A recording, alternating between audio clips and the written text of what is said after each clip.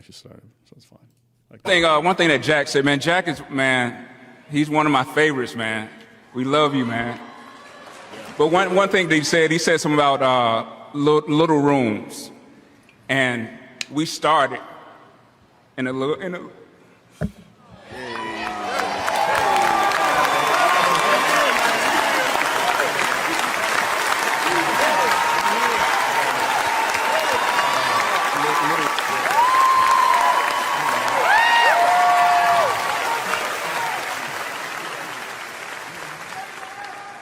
little rooms. Great thing to start in little rooms. Yeah, man. That's it. Long live Uncle Mooney.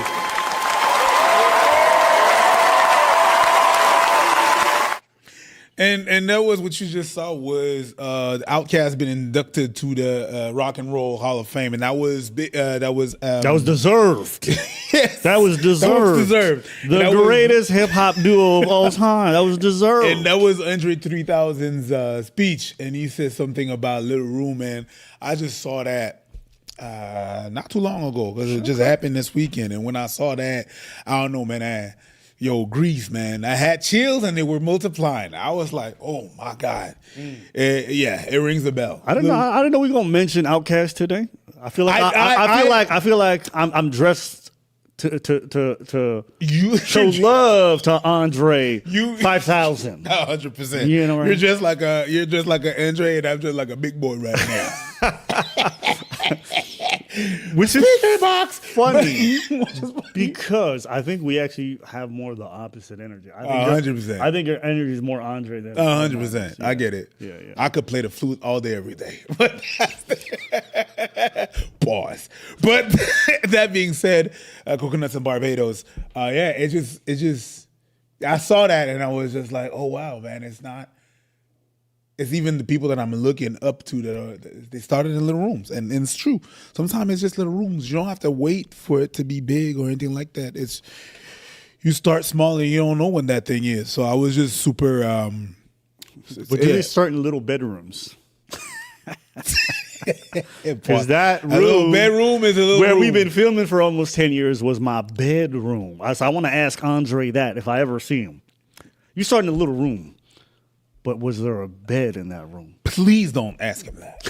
Please don't ask him that. I always told myself I should never ask big celebrities questions because I would have the dumbest question to ask them. You should ask them nothing. You should nod and go on about your way, about your business. Hey, Andre 5000, I'm a big fan. No, Andre 300? What was it? Oh my God, Andre, you're gonna do 3 stacks like that? Who is Caroline Andre? We all have to know. Caroline. She's the reason for the word be gone. Are you gonna get us demonetized? I didn't say the word. All right. I didn't say the word. So let's get to today's first topic. Since everyone saw the title, we just gonna go right into it. Let's go right into it. But there's a video that came up from Sneako recently, and some people started discussing it, and I thought it would be enjoyable to take yet another victory lap because I'm humble. So it says, Sneako claims the red pill is dead. I'm like, this got to be clickbait. Let's take a listen. The whole idea of the red pill is dead. It's over. It was never even clearly defined. People would call you red pill if you were a Christian, if you were a Muslim, if you were speaking about feminism, if you were a manosphere, if you were an atheist in Miami with a sleeve tattoo and botted 500K followers. The red pill became this vague idea, loosely That was super specific. I don't know who he's shading, but it's like, if you live in Miami with a sleeve tattoo and 500 botted subscribers, that's the specific. That's very specific. Sounds like whoever it's for knows it's for them. And whoever's yeah. like deep in this fucking loser sphere also probably knows who it is. attached to anybody speaking about conspiracy theories and masculinity. It became this niche idea that anybody could latch onto for a hint of clout, very quickly turned into a cesspool of some of the biggest leeches, weirdos, and dorks on the internet. People who preach about being a real man and stand on absolutely nothing except for their fake Instagram following. I used to hold a lot of resentment because I helped a lot of these people who were poor, people who needed defending, people who needed a platform. I was there because I saw a lot of truth in it. At the time, the woke feminism craziness went so far, the red pill was the autocorrection to bring it back into the middle. But the resentment starts when so many of those people that I helped defended all this stuff, they ended up snaking me more than any of the Is it a coincidence that he's filming on that in front of a red Tate truck? That's a good question. Look at the truck in the back, bro. You know what? Though? I'll say, like, for all his faults, Sneako's probably artistically enough inclined to have chosen that on purpose. I don't think that's a mistake. And why is it all the B-roll about the boutique behind, the massage and stuff like that? It's so weird. I don't know. That's a good question. But is it because the Red Pill are dummies? We never know. Ooh, play it. Okay. All right, let's keep listening. all this stuff. They ended up snaking me more than any of the liberals. The people that I'm supposed to be, they ended starts when so many of those people autocorrection to bring it back into the middle. But the resentment starts when so many of those people that I helped defended all this stuff, they ended up snaking me more than any of the liberals. The people that I'm supposed to be up any of the liberals. The people that I'm supposed to be up against ideologically have ended up showing some graciousness, have admitted that they were wrong. While the red pill influencers, they turned on me for a hint of clout, because it's not really about masculinity. It's not really about teaching people. I'm not even in the way, man. Move! Because it's not really about masculinity and saying what's right. Most of it is insecurity projected into the camera and a mic. Ultimately, the biggest mistake being part of the red pill manosphere wasn't really the ideology. The biggest mistake were being around people who are full of shit. If I were to ever do an apology video, it would be for being associated with these leeches. You don't need to follow this. Red pill is dead. Follow God. All right, there you have it. That's the video that everyone. It was part of a longer video, but this is a portion where he actually spoke about the topic. Cool. I can't believe none of what that dude says. I can't even believe. The flip-flop is real.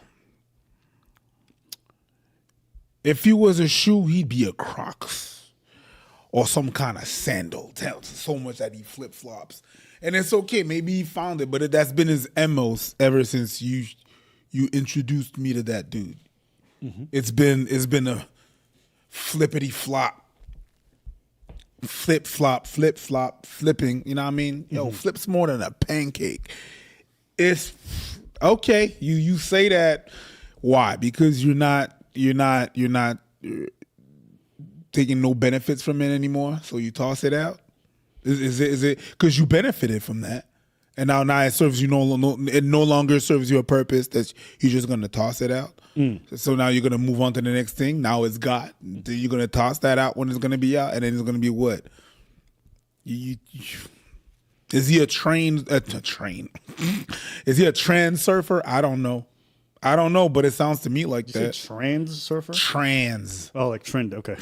I heard trans surfer. No, I said it like that. I don't know what the sex change got to do with surfing, but that's crazy. I did what I did, and I knew exactly what I was doing. But anyways. You call me trans, bro? That's probably the most insulting. But it's just, the surfing is strong. So it's just. Yeah. I mean, from what I've seen, he's been on his, religious path for the last, 3-4 years. And, he seems to be doing a lot of the labor. He goes, he travels for it. He spends time in prayers. He goes to meetups. He goes to mosque on a regular basis. So it seems like he just really has converted, and it's dear to him. At first I thought he was doing the Tate thing where Tate became Muslim, and then all of a sudden talking shit about Muslims and Muhammad's. But it seems like no, he's just been very consistent. So is he flip flopping? Sure, but I mean, what person in their early to mid 20s does it? At least now it seems like he's trying to be consistent, and he has been. So people change. Sure. People change. And for the last 3 years, he's been consistent. So if the evidence is there, you're not buying it? It's not that I'm buying it. It's a big shrug. Right. It's a big okay, we'll see. Fair. Go ahead. On to the next one. We'll see until he flips again, and if he doesn't, good. It's not like I'm not happy for him or whatever. I don't feel anything from that for that guy. Fair. I don't know that guy. I don't even know that guy. I never spoken to him or anything like that. Yeah. So it's not like, oh my God, I'm so happy for you. You're not invested emotionally. I get you. I'm not. Yeah, I'll say. I think in watching that video where he talks about the red pill, what's fascinating about all these people who came from this world and all the problems that they have with it, when you listen to the reasons why even now they're against it, like, I'll just play it back just so you guys can hear what he said.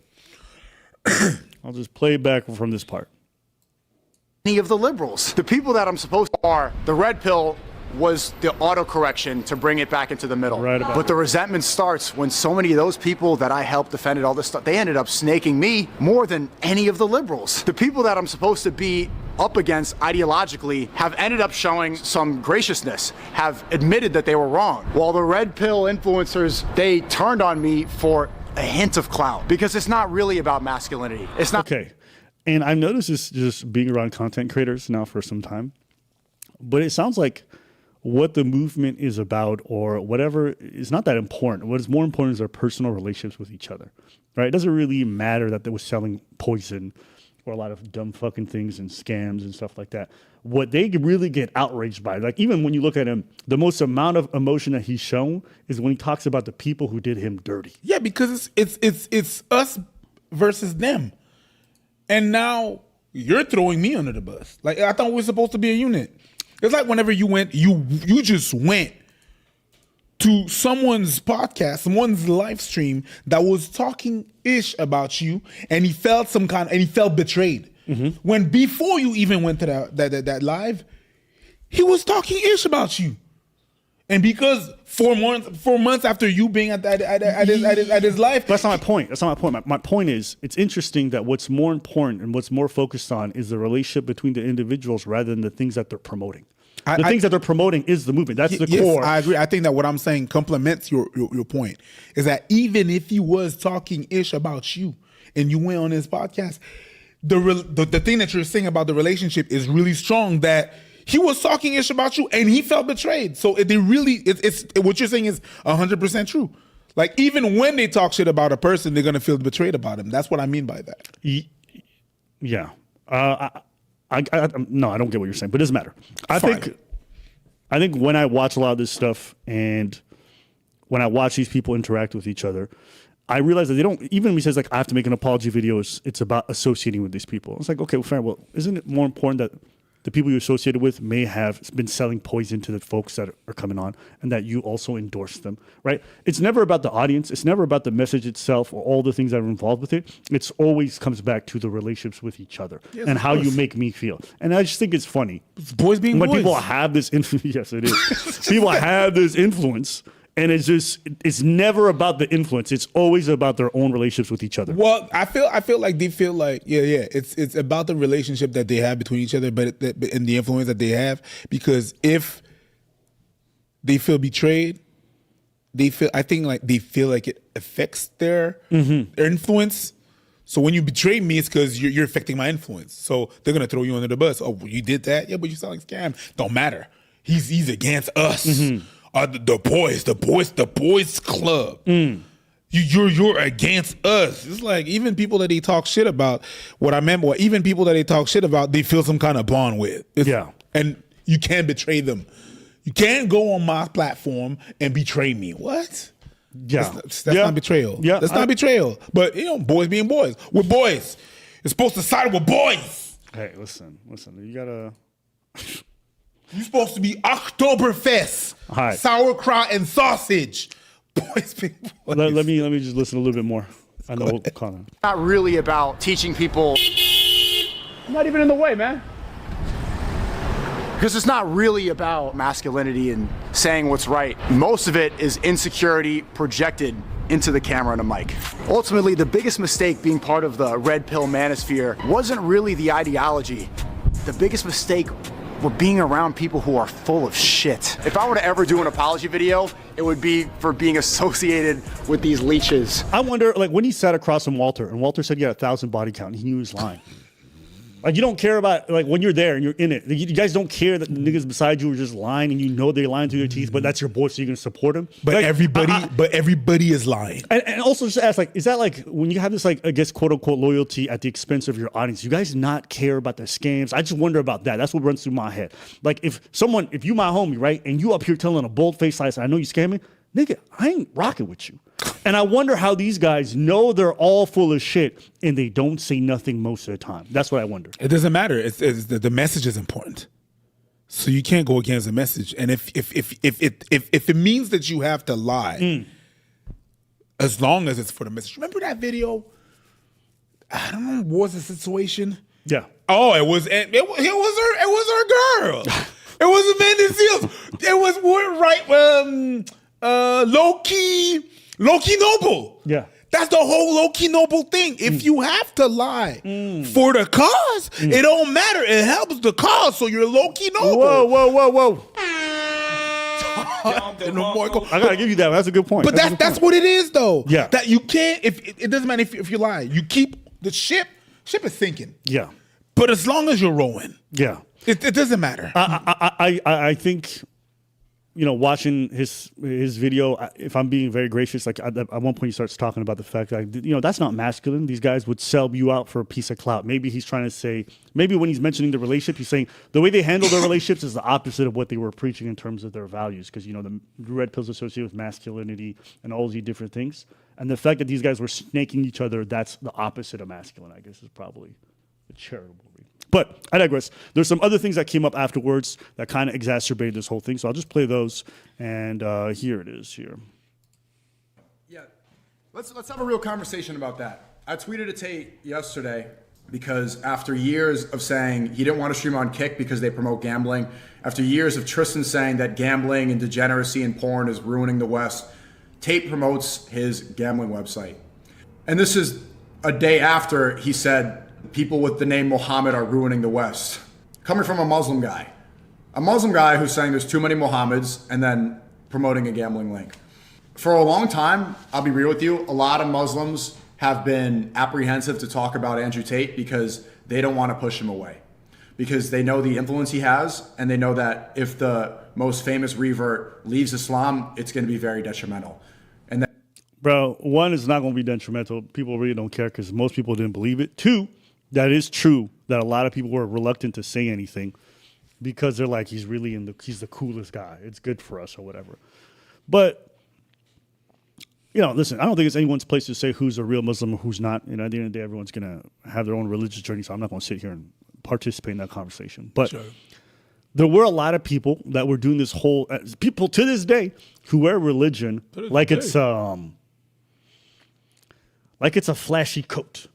You get what I'm trying to say? It's to peacock a little bit. They're not actually religious. They don't actually do any of the labor. They don't actually present themselves. They don't pray. But they just say it because it looks cool to wear a cross and it brings you certain attention.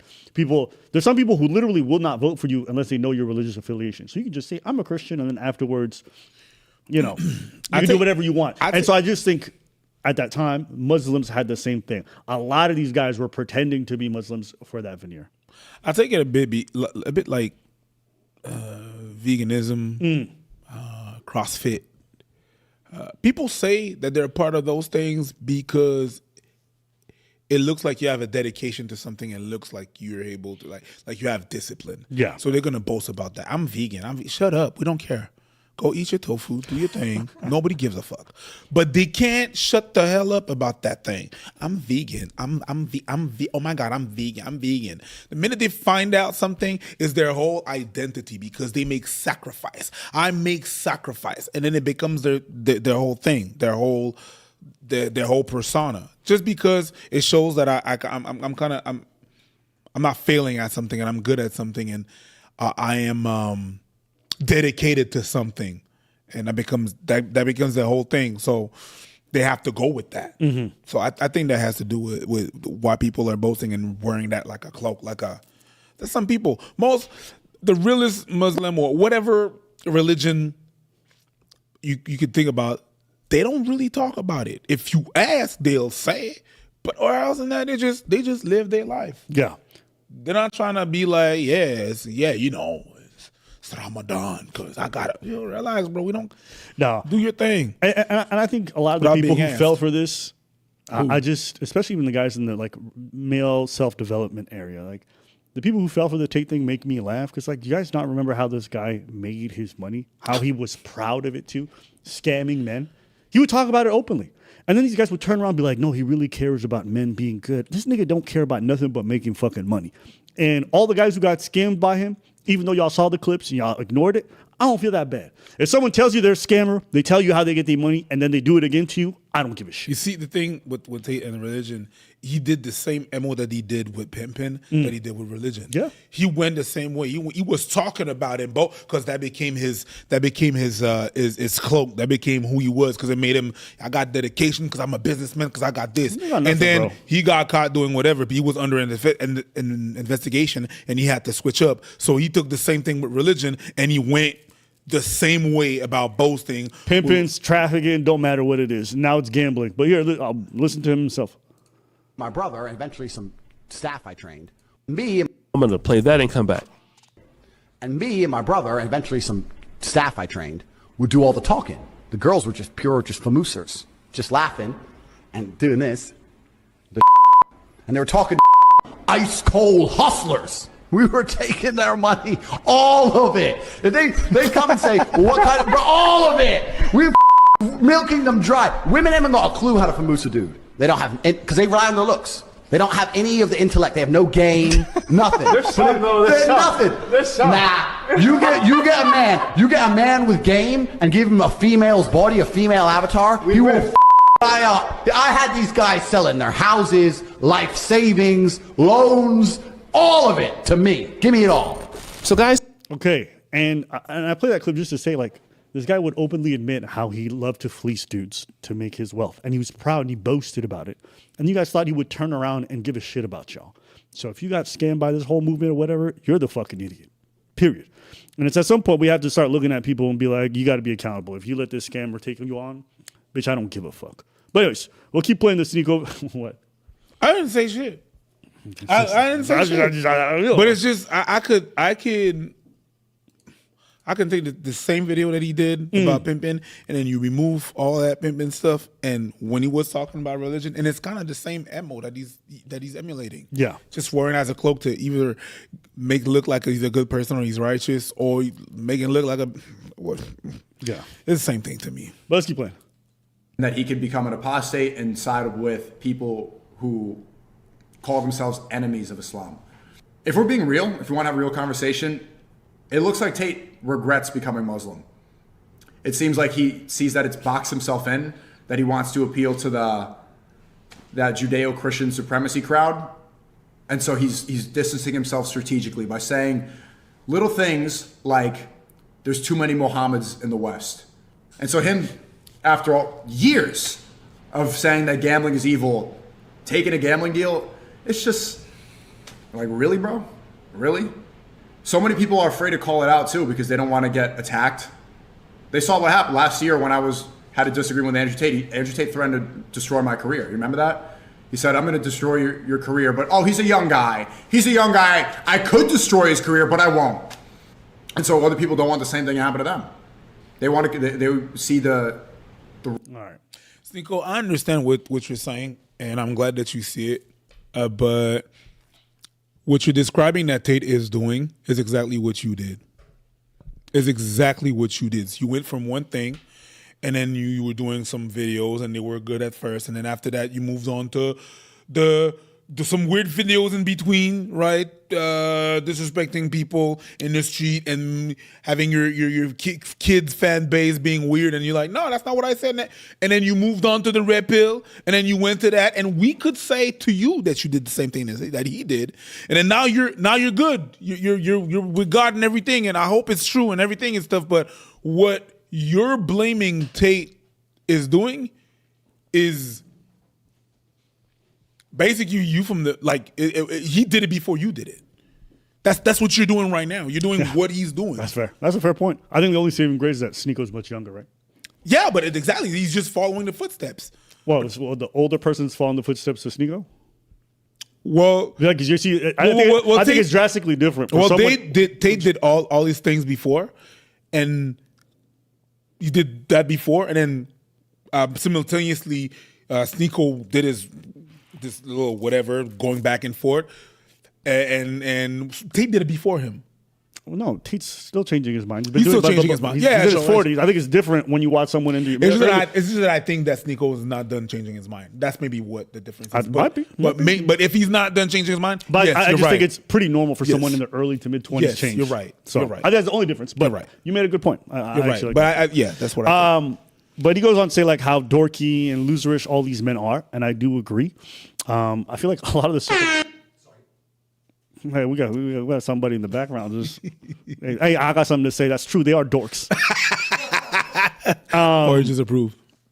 But when people say the red pill is dead, I have to think a lot of that's true. I feel like a lot of the guys who were very popular back then are no longer popular today. From Tate to a lot of these other people, you don't hear about them nearly as much because they're no longer big on most of these platforms. People don't tune in for it. People don't care. Men aren't having the same appetite for it as they used to. They got other issues.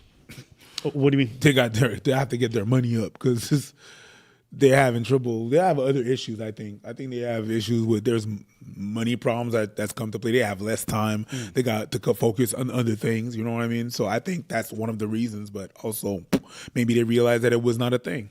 Yeah, I think a lot of people who even went this route and tried a lot of the advice that these guys were giving realized a lot of it was empty, and so they fell off. And then They feel like they so were many not dudes. happy. I've had so many DMs from dudes. Oh, I did the whole red pill thing. Yeah. And, like it really fucked up my relationship. My girl left me, and like now I'm in a better place. But a lot of stuff was bad for me. So this stuff, if your movement's built on sand, eventually people are going to realize that they're going to move out. You understand? And I think that's what's been happening a lot with this. But just like think about some of the stuff that used to be said that we used to hear that was really popular over there. I'll just play a couple clips, just very I don't short want to ones. sound like an asshole, man, but I don't do shit for the express pleasure of women, man. It's a waste Let of me time. play that It's back. It's way more important. Let me play that back. I don't want to sound like an asshole, man, but I don't do shit for the express pleasure of women, man. It's a waste of time. It's way more important to protect her than to please her. Who gives a fuck about a woman's orgasm? It's useless. Right. Sorry. Wait a minute. You said who gives a have a woman ever had an orgasm with you when you was having sex? Do you know how that feels for you? Yeah, but like, I don't. Silly. Like I'm not like in there like trying to like make it happen. I just like do it if it happens. You're not in there at all, Don't, apparently. Like, My bad. That is true. Only put it. My bad. My bad. My bad. I'm sorry. Give me these. I'll give it to you. But just remember, this used to be advice that was popular back then. Saying stuff like, "Oh, don't please your women; it's not really important, whatever it is," or don't live with your girl. You remember what they talking about? Hold on, I gotta play this part. You should move. Nah, I gotta play this part. This part. You can read what the title says. The 5 reasons why you shouldn't live with your girlfriend. And this was also for your wife. So that advice also applies to your wife. Sure. They might be onto something. Oh, you could be the biggest, most, I guess, tallest, most masculine alpha out there. We got even our friends at Tate's that live in Romania. I know we call our friends. You mean the people that look for them? Yeah. They're OnlyFans models. Yeah. But time passes, no matter who you are, things get softer. You tend to like say, you know what? You want to stay in, watch a movie, you get some ice cream with her, you take her out. Oh, babe, can we cuddle? And before you know it, time passes along and you're like, damn, I didn't go to the gym today. I didn't work on my business. You put it off tomorrow or next week, just chill with your girl. And you may say, well, Fresh, I'm strong, bro. I got willpower. I could go past that shit. Well, you can for a little bit, but not forever. And it happens to everybody. No one's really safe because at some point in time, you're gonna bend the knee, no pun intended, bend the knee to her will or her way at some point. Now, What do you mean by bending the knee? Hold on. Let's you go to the next portion. a casualty of circumstances living together, which means you become I want to say the word cuck, but like you become kind of complacent because under her like spells. Motherfucker, I'm under your spell right now because you got me believing you speak in English and I'm having a hard time understanding. All right, that was a little bit unnecessary. But Very unnecessary. But these guys are essentially telling you don't live with your. I think it's a bad idea to live with your girl because think about this, think about that. If you think about it, the reason why it's bad is if you spend time with your girl, you're not working on your business. All right. So essentially, spending time with family, your partner is bad because you could be at the gym or you could be working. So what do? You don't spend time with your girl. You go to the gym while your girl fucks someone else. And time saving. And this is why, like, the more these guys talk, the more they kept coming across as a bit gay. You know? And I think that's why they kept getting that comment. You know? Just like, the nuclear family is the most important. Myron breaks up with his girl. Why? So he can work. And she wanted kids. So wait, you're 35. Forget kids. She just wanted to fuck, maybe. Maybe. It's possible. But I have one more clip I want to play from this whole segment. What? Why are you laughing? It makes no sense. I know. It makes no sense. Like in your head. This feeling, you ready? Channel it. I'm gonna make you feel better. I'm gonna make you feel better. If you want to be a real man, don't live with your girl. Live with your boys. Preach, would you agree with the sentiment? No women. Yeah? No women? No women. All right. Good. Banger coming on, the best song ever. You gotta play it right now. I want everybody to the dance floor. No women. No women. No women. No women. No women.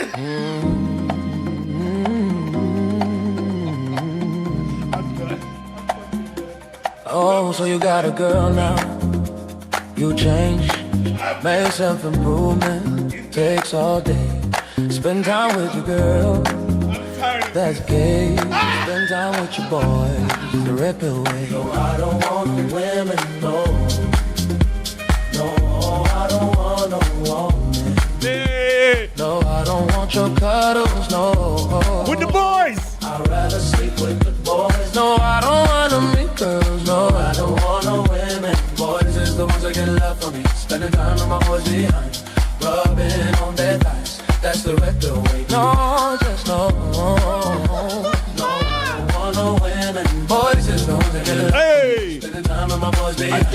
Rubbing on their thighs. That's the Redpill way. If you feel at home with your mom. Oh yes, bro. I'm talking to you. If you're broke and hate these women, that's the Redpill way. Yes, bro. I'm talking to you, baby. If you're ready to find your virgin, oh yeah. I'm talking to. Wanna buy a casa with no expertise, no. No wife, no wife, no pussy, no. No love, no women, no wife, no pussy, no. I don't want no women, no wife, no pussy, no. I'm pushing it like this. No, I don't want no women, no women, yeah. No wife, no pussy. No women, no wife, no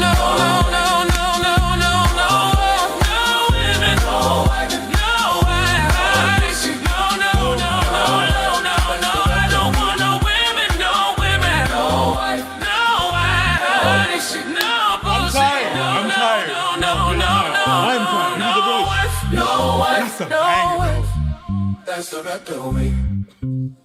No, I don't want no women, no wife, no pussy, no, I don't want no women. Boys is the ones that get it up for me. Spending time with my boys behind me. Rubbing on their thighs. That's the right. I don't want no women. Boys is the ones that get it up. No wife, no pussy, no, that's the right. No women, no wife, no wife, no wife. No pussy, no. I'm tired. No women, no women. I'm tired. No pussy, no. I don't understand how long I worked. No women, no wife, no pussy, no. Yo, it's a banger. I gotta admit. This is a fucking. All from my boys. We don't need no girls. Boys now. Boys been boys, baby. No pussy, no love, no wife, Yo. no pussy, no love. I'm gonna be spending the whole week making beats. Oh, that's a banger. I'm sorry. That's fucking dope.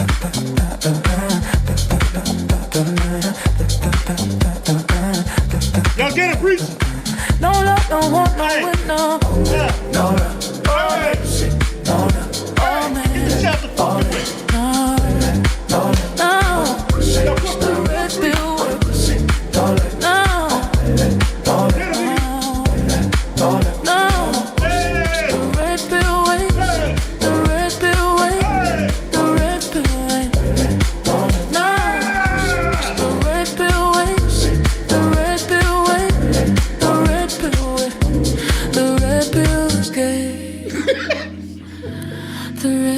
is gay.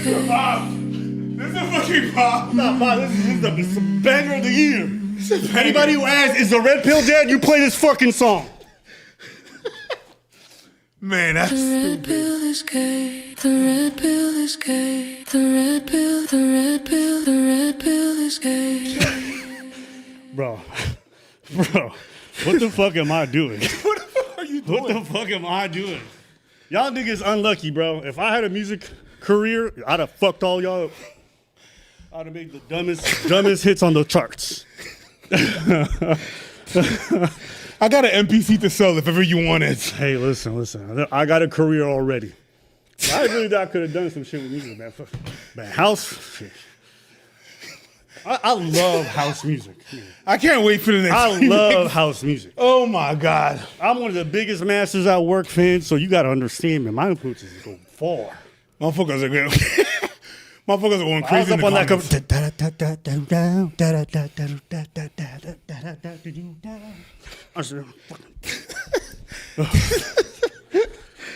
All right. You guys aren't aware, me and Preach love house music. Oh, yeah. When you say you love house music, there's different branches. You know, you got your David Guettas, right? You got your Pop House, you got your Calvin Harris's. Yeah, we got Tech House. Yeah. We got the progressive stuff. Got acid. We got acid jazz. Yeah. A lot of the folks that I used to enjoy, or still enjoy, would have like a lot of jazz or Latin influences, so you could tell in the percussions. People would use clave, stuff like that. And you can actually hear some of that in this song. But yeah, love house music. And I was like, let me make the gayest fire track just for the boys. Okay? And that's what that was. So I'm glad you guys enjoyed it. Maybe I'll make a music video for it. I'm still thinking about it. But when you made a music video. No, this is just for the stream. I would make like a good one. One where we kicking bitches out of everything. Marriages, clubs, everything. No women. No women. No women. No wife. No pussy. No life. No shit. Bro, you know I was making this track, you know? You need to understand, I was up till 6 a.m. multiple nights. But the way it works is my place, my room, where I'm like my little office where I do all my work. It's at the corner of an intersection. So I have these huge windows where you can see. Yeah. I have no blinds. So you could just see me at 5 a.m. Just jumping. Sorry, I was jumping. When you're working on a track and you hit a point where like, oh, this shit might be good, nigga. I was jumping. My man, I think like people request it. They want it. Yeah. Through the years, we made a lot of tracks. It's true. There's a lot of songs that people sent us. Yeah. We need to put an album on Spotify. At least on Spotify. Nothing like a playlist. At least a playlist on the album, because we have a page on Spotify, right? The little album and preach thing. We should definitely, at least this whole podcast should definitely be an album. Yeah, definitely. For that. But also the playlist. I'm mad of at the it. songs. I'm mad we at have it. to. I ain't mad at it. Look at us, still a little out of breath. I'm You was good. going in though. Yeah. You was breaking. You was doing it. But I'm good. You are good. We can go a couple more rounds. You're stupid. It's not sus. And when I'm But saying, in a dance context, when you I'm get it. saying you're stupid, it's a compliment. It's a compliment. I know. It's all Jesus. That was a lot of fun. I literally did this whole Red Pill topic just so I could play this track. I don't actually give a fuck. That's the Red Pill is that gay. that is the longest setup I've seen. The Red Pill is gay. You heard that shit at the end. Did you hear that bitch say that shit? No. Gay. The red pill is gay. The red pill, the red pill, the red pill is gay. It was the most useless edit. It's useless, but worthy. Congratulations. Thank you. Congratulations, sir. Your boy working hard. No, I understand. I got here and I saw him with his shirt open, and I was like, "What the hell is going?" I get it. It was just a long ass setup. To be honest with you, this was complete. I don't know why I wore this thing. I just really wanted to wear it. I saw it in my closet. I'm like, I never have it. And this is why we do the show this way. This is why we don't do videos every day. So I can do projects like this. I can work for weeks on different things. I have other stuff. You might be able to see it someday soon. But we get to do fun things, and I wanted to do something like this for a long time. And it seems like y'all loving it. I'll replay it a little bit later, but for now, I just wanted to.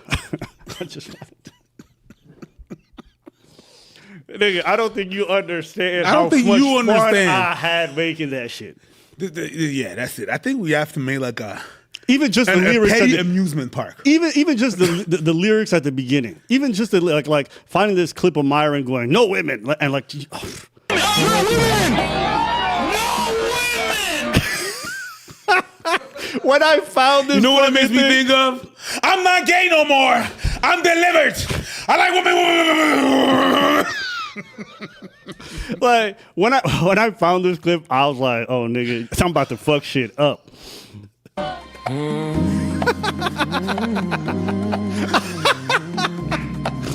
I went and found old pictures of original petty. Jesus. Oh, so you got a girl now. You change, make self-improvement, takes all day. Spend time with your girl, that's gay. Spend time with your boys, the Redpill way. No, I don't want women, no. No, I don't want no. Hey, you hear that horse? No, I don't want your cuddles, no. I'd rather sleep with the boys. No, I don't want no girls, no. I don't want no women. Boys is the ones that get love from me. Spending time with my boys behind, rubbing on their thighs. That's the Redpill way. No, just no. No, I don't want no women. Boys is the ones that get love from me. Spending time with my boys behind, rubbing on their thighs. That's the Redpill way. Now I'm going to ask a pertinent question from my music heads, all right? Yeah. I'm going to ask the question. I was very much inspired by a specific R&B song when I wrote all these lyrics. Let's see if y'all can figure it out. Craig Davis, we want to remix with you. All right, you need to be in the DMs, and we need to make. I'm asking the question. Craig Davis. I'll put out the stems later if y'all need them. Now I'm going to ask the question: what R&B song was I inspired by? If anyone can get it, I'll be very impressed. I'll be paying attention. All right? Was it? I can participate. You can, but let's let it play, and then you will. Boys, no, I Don't check the stream. Don't check the chat. Don't check the chat. Can't look at the chat. No women. Boys is the ones that get love from me. Spending time with my boys behind, rubbing on their thighs. That's the Redpill way. No, just no. No, I don't want no women. Boys is the ones that get love from me. Spending time with my boys behind, rubbing on their thighs. That's the Redpill way. If you feel at home with your mom, oh yes, bro. I'm talking to you. If you're broke and hate these women, that's the Redpill way. Yes, bro. I'm talking to you, baby. If you're ready to find your virgin, oh yeah. I'm talking to. Wanna buy a casa with no expertise, no women, no women, no wife, no pussy, no love, no love, no women, no wife, no pussy, no love, no. I don't want no women, no women. Okay. Now, I did see the answer already. I want you to tell me what's the answer. I think it's Fill Me In by Craig Davis. Incorrect. Shout out to Craig. Top 5 R&B artist for me all time. That album, chef's kiss. But the answer, I think I saw someone posted earlier, was the first person to do it, so I'm going to shout them out. It is No Scrubs by TLC.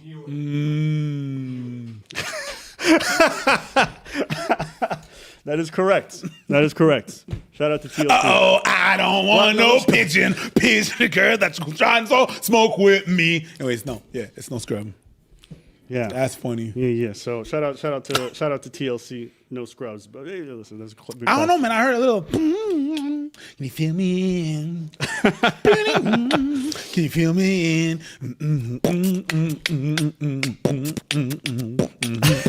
Yo, Preach can beatbox. Preach can beatbox. Feel me in. Can you feel me in? I'm gonna go find the first person who said it, and then I'm gonna hit you up because I saw the person who said it earlier. And I feel bad because when they said it, I should have just screenshotted that shit. Because you need some credit. You were the first one to call it out. You gotta show love. That's funny. But yes, all right. That's stupid and funny. That's stupid. Longest setup I've seen Worth it. Worth it. Worth it. I mean, it's still an okay topic. It's not bad. That's a good topic. It's like, it's relevant. The video much but better. It was worth it. Good job. Congratulations, Don't play sir. with me. Congratulations. Jesus all right. Christ. Now, we're going to move on just to some small side topics before we get to the big topic in the footage, because someone wants to see the video of that girl doing the false allegations. Okay? Oh, allegations. All right. But first, before we even get to that, let's have a little bit of fun. I got something for you, okay? Let's go, man. All right. Oh, you know what? That's my fault. Is it playing? Yes. I just want to make sure it's on screen. Thing. All right, let's do that again, and then I have to unmute. You come oh,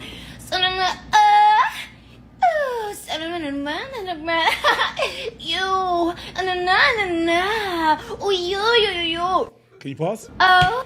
The answer is what is Myron never going to hear because you don't make women come? I thought you were going to say Doja Cat, but that's fair. No? No? No? No, am I? No? I thought it was, no? I thought you I'm sorry. I'll give that Shit, to maybe you. I'm wrong. That's All right, crazy. But I really what do the feel, fuck was that? I really do feel like pop songs nowadays, there's a lot of there's a lot of that moaning Yeah, shit. of course. And like I really thought of Doja Cat when she was singing. Yes. Am I bugging? I feel like pop songs definitely got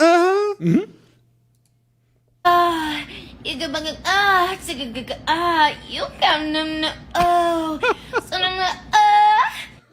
But that's a banger. That's a banger. Next week, Abba's gonna come up with a house song with that. You know, if I get that flash of genius, There's gonna be some chords. There's gonna be some, and then get it.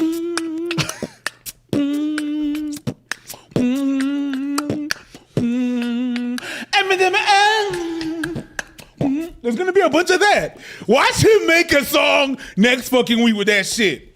With a dope ass video. I don't know what the next one gonna be. You know, I mean, my album gonna be crazy though. You know, if it ever comes out. But yeah, I know. I just wanted to play. So I got 2 more clips to play through. That's so stupid. When I found these clips, they were just for you. Okay, here's the next one. But yeah, that was Doja Cat. Yeah, I see what you're saying. Yeah, it's definitely it's very Doja. Yeah, very Doja. Yeah. Here we go. Honk, babe, honk! What the fuck is he He's doing? sleeping, babe! Stop! He probably fell asleep or something. What? He's not paying attention. Stop honking him. You're causing trouble, honey. He probably just didn't think. He even crashed himself. We didn't do anything to him. I know, I'm not saying we did.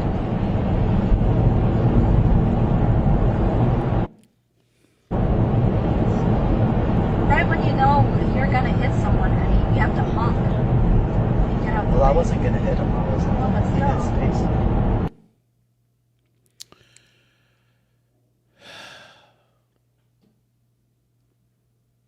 Let me drive.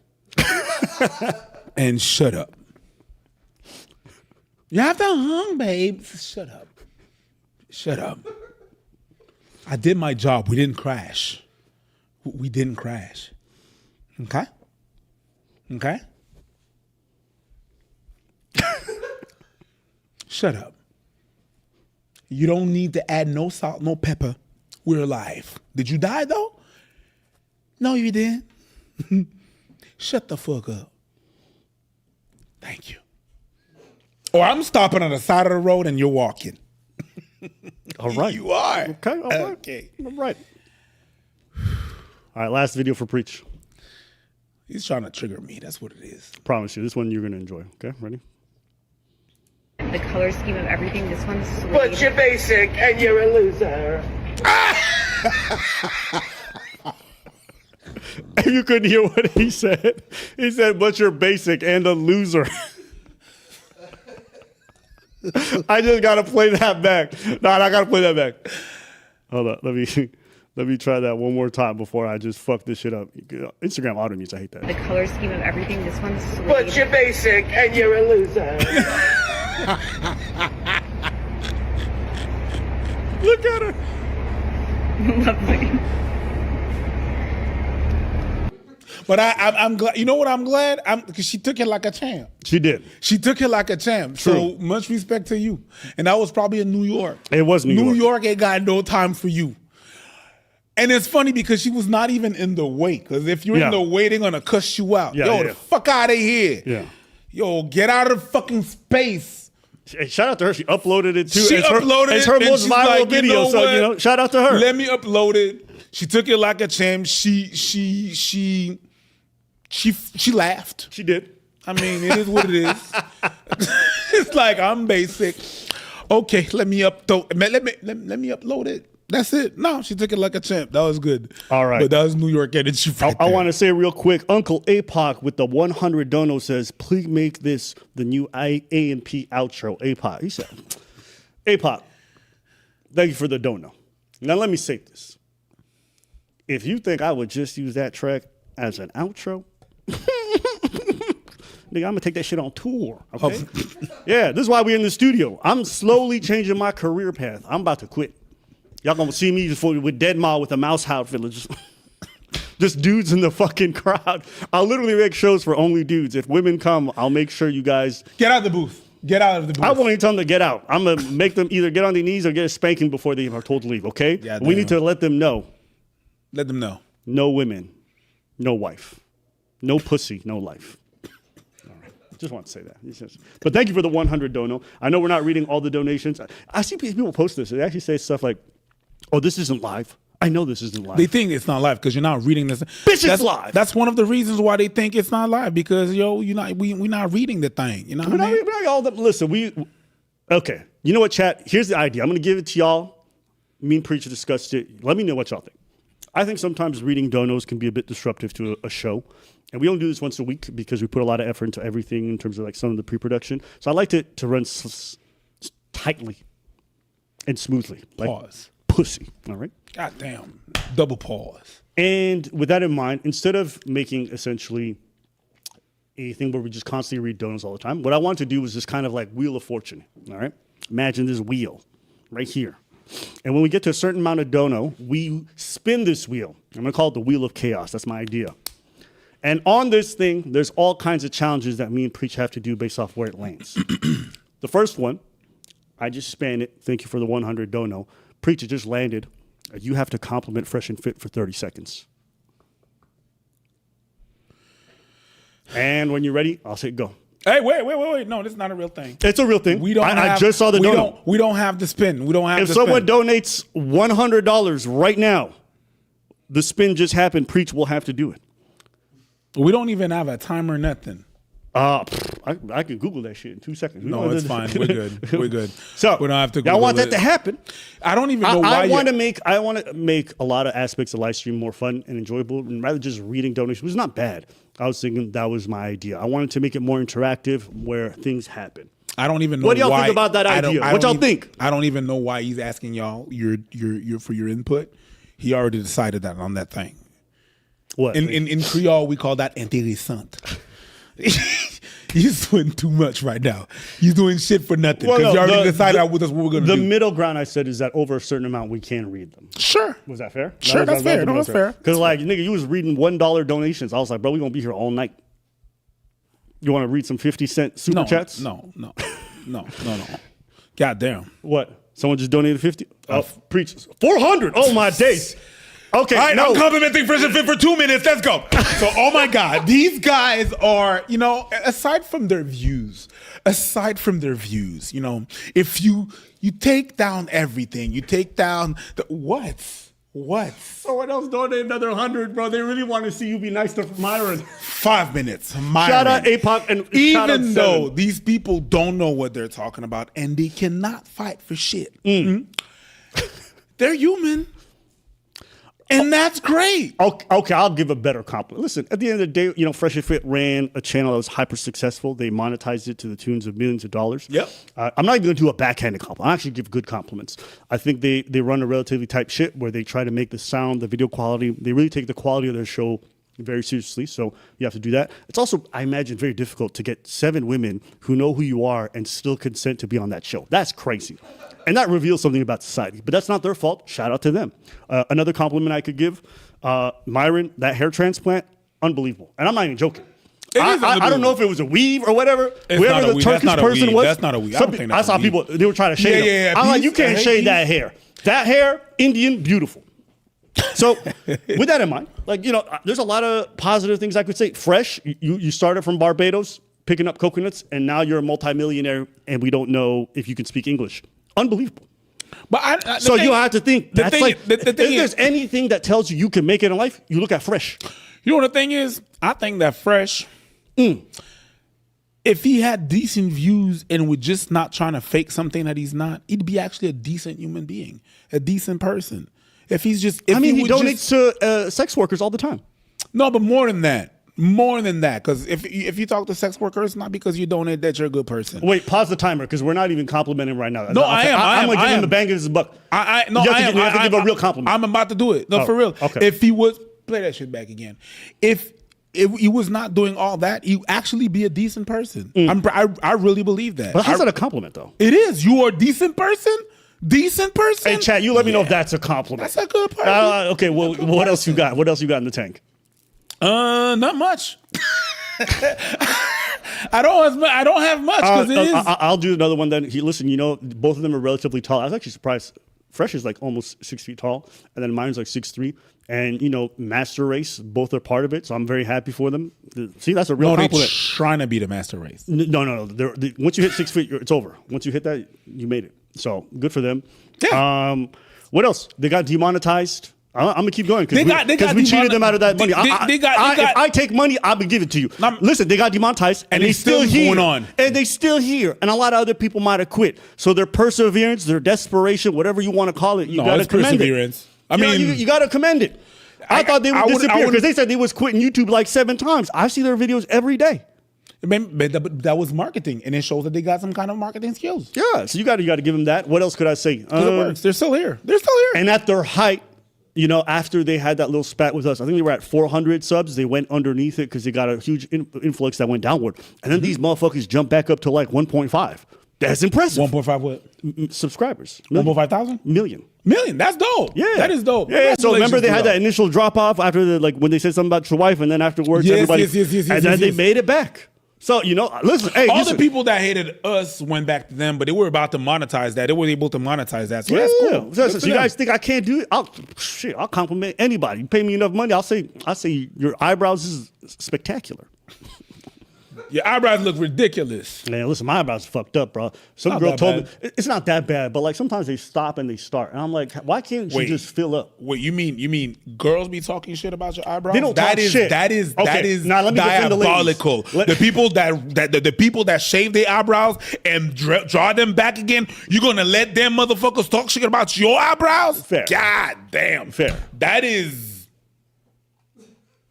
fair. That's diabolical, my guy. Anyways. Nah, but I think that when they talk about my eyebrows, someone did $100 and said, "Open a pickle jar on stream and struggle." Hey.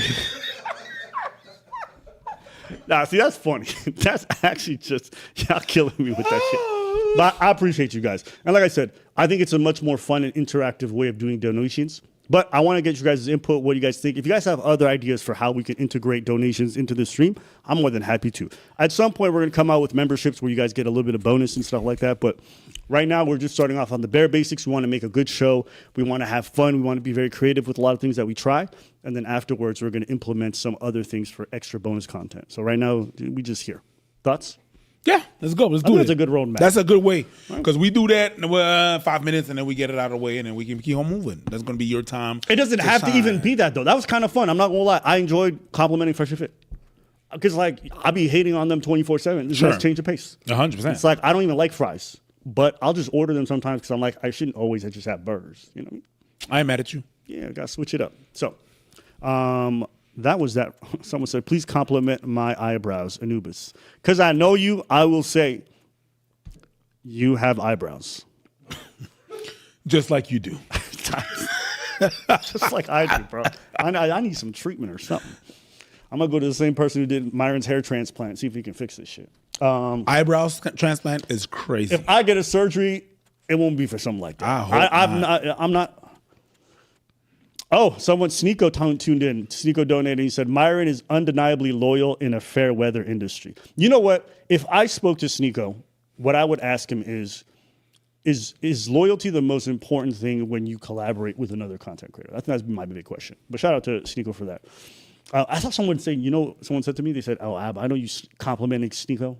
And I was like, "Okay, and he's like, "Yeah, it's because you want to work with him again." I'm like, "Nigga, I don't want to work with nobody. I don't give a fuck about doing collabs.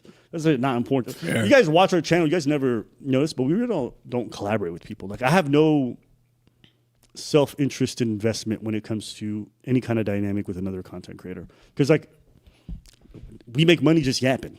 So, like, why do I need to? And a lot of folks don't know this about us, but we've had huge celebrities, big name people approach us, hit us up. We never asked to work with any of them. We've even had big ass content. Remember one day, this is before he became like a demon to everyone, but when he was at his height of his thing, remember that Mr. Beast thing? Yes. And you hit me up, you said, "Oh, I think Mr. Beast want to collaborate." And you said that's fake, and I'm like, go check the profile then. Yeah, and then we found out it was real. And then what happened afterwards? We just didn't. And what did I tell you when you asked me about doing a collaboration with him? Now we're like, both of us were like, do you really want to do it? And I was like, they approached us. We didn't, you know what I mean? But also, I'm like, where are we going to intersect? Yeah. You know what I'm saying? And not to hate on him, does not say anything bad. I'm just like, no, I'm not going to jump on somebody for clout. Like, I don't understand that perspective. Like, for example, like everything that's going on with Kai Cenat and everything and stuff and Drewski and stuff, like, I wouldn't even know how I would fit in. It's like, Drewski does phenomenal with his stuff. You know what I mean? Kai Cenat does his thing. I show speed, stuff like that. But I think between me and them, there would be a disconnect because one, I'm not American. There's comprehension or whatever. There's vibe that's going to be different, and I'm much older than these guys, so there would be a disconnect. Yeah, that's why that whenever Bobby Lee's team approached us to be on his pod, and I said I'm gonna go because. This is like an intersection you could see. Well, I'm closer to Bobby Lee than I'm closer than I Show Speed, just in terms of age and reference and stuff like that. And if you go see that passage when I went there, it went better than I expected. You know what I mean? Because of that. But yeah, you're right. And listen, big shout out to Expressions Oozing, which is a football content creator for the Tottenham Hotspurs. Yeah, you went there. I went to collabs with him because I like football, and I rock with what he does. And like we talked a little bit offline, so I'm like, I rock. That's one of my people. Fine. He's not like he's a huge content creator. He's big in his world, but like in the overall scheme, there's no benefit to me personally. No, but I just rock with what he does and what his world is. Because you appreciate him. That's it. So like to me, it's like I understand people talk about like, oh, you're clout chasing. You're like, I really have a hard time with that part of this world. Because I just don't give a fuck. Like, I'm going to get done here. I'm going to go salsa dancing. I'm going to go live a regular ass life. This is just, you only care about this shit if you're plugged in and you're plugged in 24/7. But this is also why I don't care when I get these like hate campaigns from like Fresh and Fit fans. Oh, you fucking faggot, homosexual, all these other stuff. Shit, my bad. I shouldn't have said that. But yeah. But when I get all this stuff, I just don't care because I'm not plugged in. We'll just edit it out. You know what I mean? Yeah, sure. I'll rush that shit. I'm not plugged into that world like that, so it's very difficult for me to be bothered by harassment online because I just, you know what, that fucking meme was like, yo, you're being bullied online. Hit power, bitch. But block is a wonderful satisfaction. That's it. Block is inhale, block, and it feels good. I'm like, I don't need to see that. It's okay. And sometimes I reply. I'm like, yo, mama. I reply, yo mama, because I can. Well, talking about mamas, yo mama, what you gonna do? Fair. You're in a man's DM talking shit. That's crazy. Anyways, all that to say, people really was quoting my fucking video of me dancing with some girl salsa dancing. Like, yo, you're such a homo. I'm yes. Like, hey, listen, man. The more y'all call me homo, the more I'm sure the red pills for gay. But that was my high school. It feels like high school again. Yeah. So looks like a fresh start. I want you to do your segment. Yeah, sure. Yeah. I will do that. All right, so preach guys segment. You want to show y'all, you know what I mean? Should I stay here? I'm going to stay here. You want to stay here? Yeah, Namaste? Namaste. Are you sure? You don't want to do stay? I like when you do that. You're like doing a presentation. Sure. I can't you know get what? involved. Let's go over there. Yeah. All right, my people. All right, camera 3, I think it is, according to the numbers. Yes, my people. Good day again. You already know. Is the volume, my mic open? It might not be, but there's something I needed to do. Check. Yeah, it's open. It's open. Of course, because I walked over there. Yeah, because people miss it. Of course. Just take a second. 100%. Let's moment of silence. Everybody.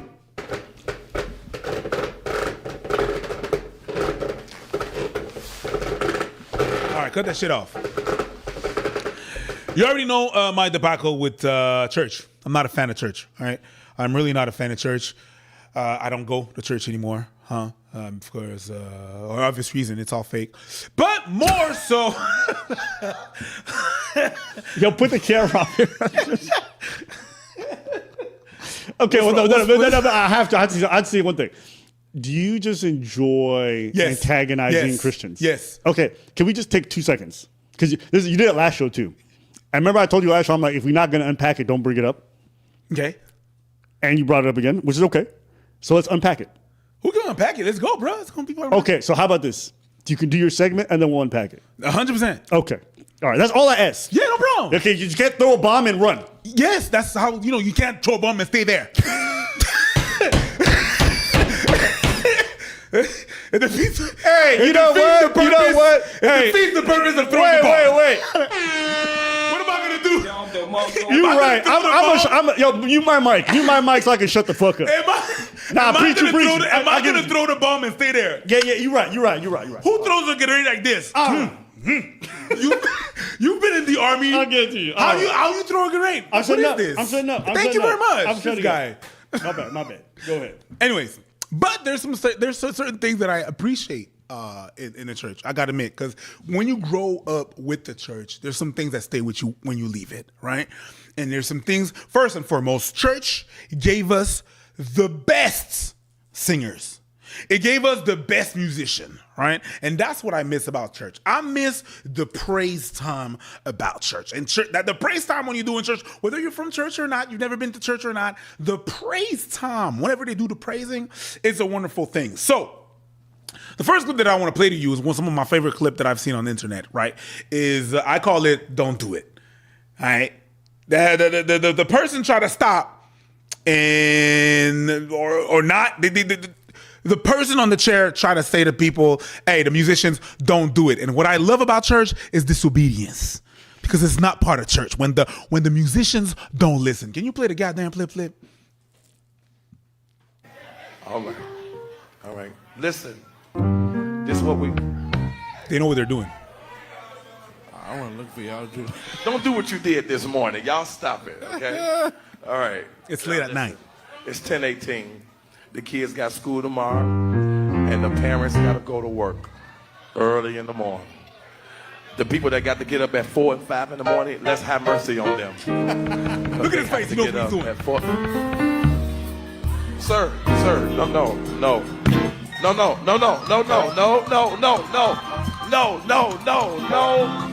are you doing? What are you doing?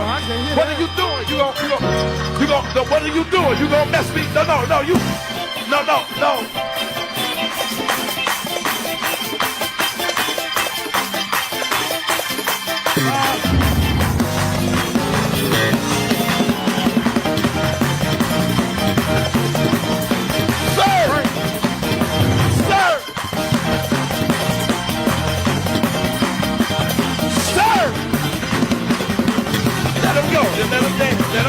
Let him dance.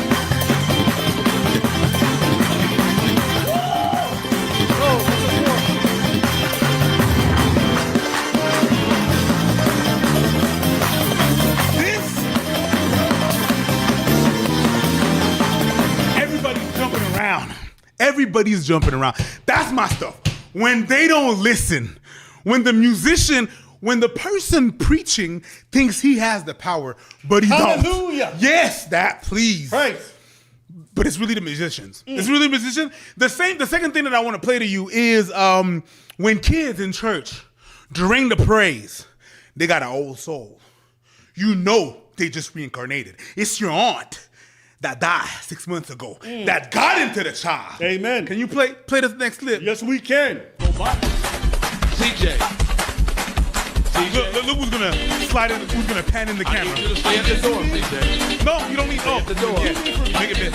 No, don't do that. Don't do that. Yeah. Let's go, little girl. That's what grandma's doing. All right.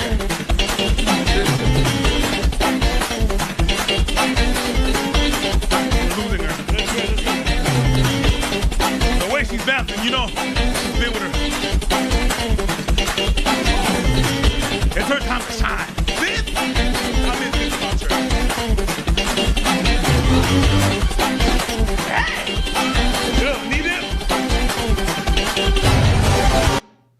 about to dip again. I love that stuff. All right, we appreciate that. We appreciate that. I appreciate that too. So it's really about the praise thing, and sometimes as well when you're in church. What I loved about church is you have different characters, you got different people, different personas, right? And sometimes church and the music, the way that it comes and gets you, like whenever they do stuff like that, they do the praises. It comes and gets you. No, it doesn't matter. It doesn't matter if you're religious or not. You're in that moment. The beat is gonna get you. Can you play the next clip, please?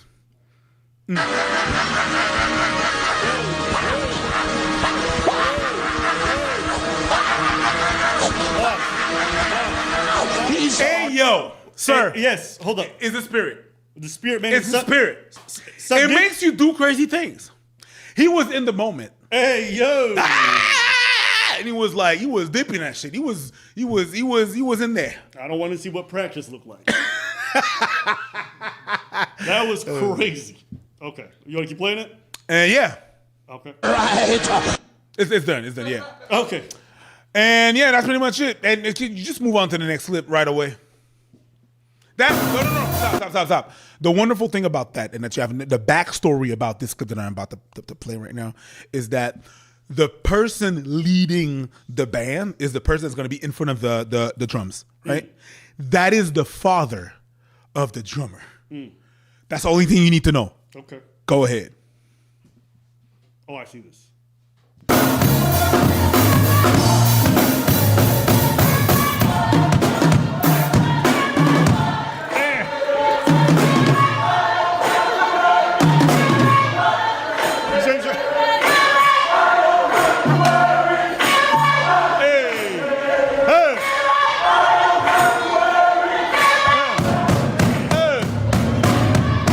That's why I had to leave church. Because my favorite thing about church was disobedience. Anyways, that's what I think. That was my segment. Everything I like, everything hype, and that's what I miss about church. What's the segment called? I like everything hype. You like everything hype. I like everything that is an accurate description of preach. I like that. I really enjoyed that. We'll do that after. But just like that last clip, if you had a chance to zoom in, you could see. He was pissed off. You could see it in his face. Stop. But since we're on this topic, rest in peace, D'Angelo. And the reason why I bring him up here is that as much people love D'Angelo, they aren't aware of this. He was brought up in Pentecostal churches. That's where he learned to do music and all that stuff. And one of my favorite quotes, he's not someone who does a lot of interviews because you can tell public speaking is not his thing. He doesn't like it. But during that interview, he said something that always stuck with me. What? He was a child that was going to church. And a girl got up to be part of the choir to sing. And the person who was running the choir told everyone to stop. And he's pointing out the girl specifically. He says, "What are you doing up here?" And she said, "Singing." And he said, "How are you singing?" She said, "I don't know." He says, "Cute." You're saying cute. You're not supposed to sing cute for the Lord. No. She said, "That's not what you up here for." He said, "You singing for the Lord. So sing like it." And that changed everything. And people might be like, "Oh," but it's about an approach. It's about an energy. It's not about perfection. It's about an approach to doing these things. And I like that for a lot of different things. And when I think about dance, not just dance going out to the club, but even just the idea of how you want to approach it. It's like, have a purpose behind it. You have to not believe the veneer of like, I can hit all these notes. Not that, but an actual purpose to why you're doing it. And I think that's what stuck with me from that interview, and that's why I want to say rest in peace, D'Angelo. But go ahead. Just for the record, just the reason, just to show that I was part of the church, is the singer, right? This gospel singer called, I think it's Marvin Sapp. And he has a song, and it's not just about singing the notes, but Marvin Sapp, when you sing this song, the song says, "Never could have made it without you." And he's basically talking to the Lord, right?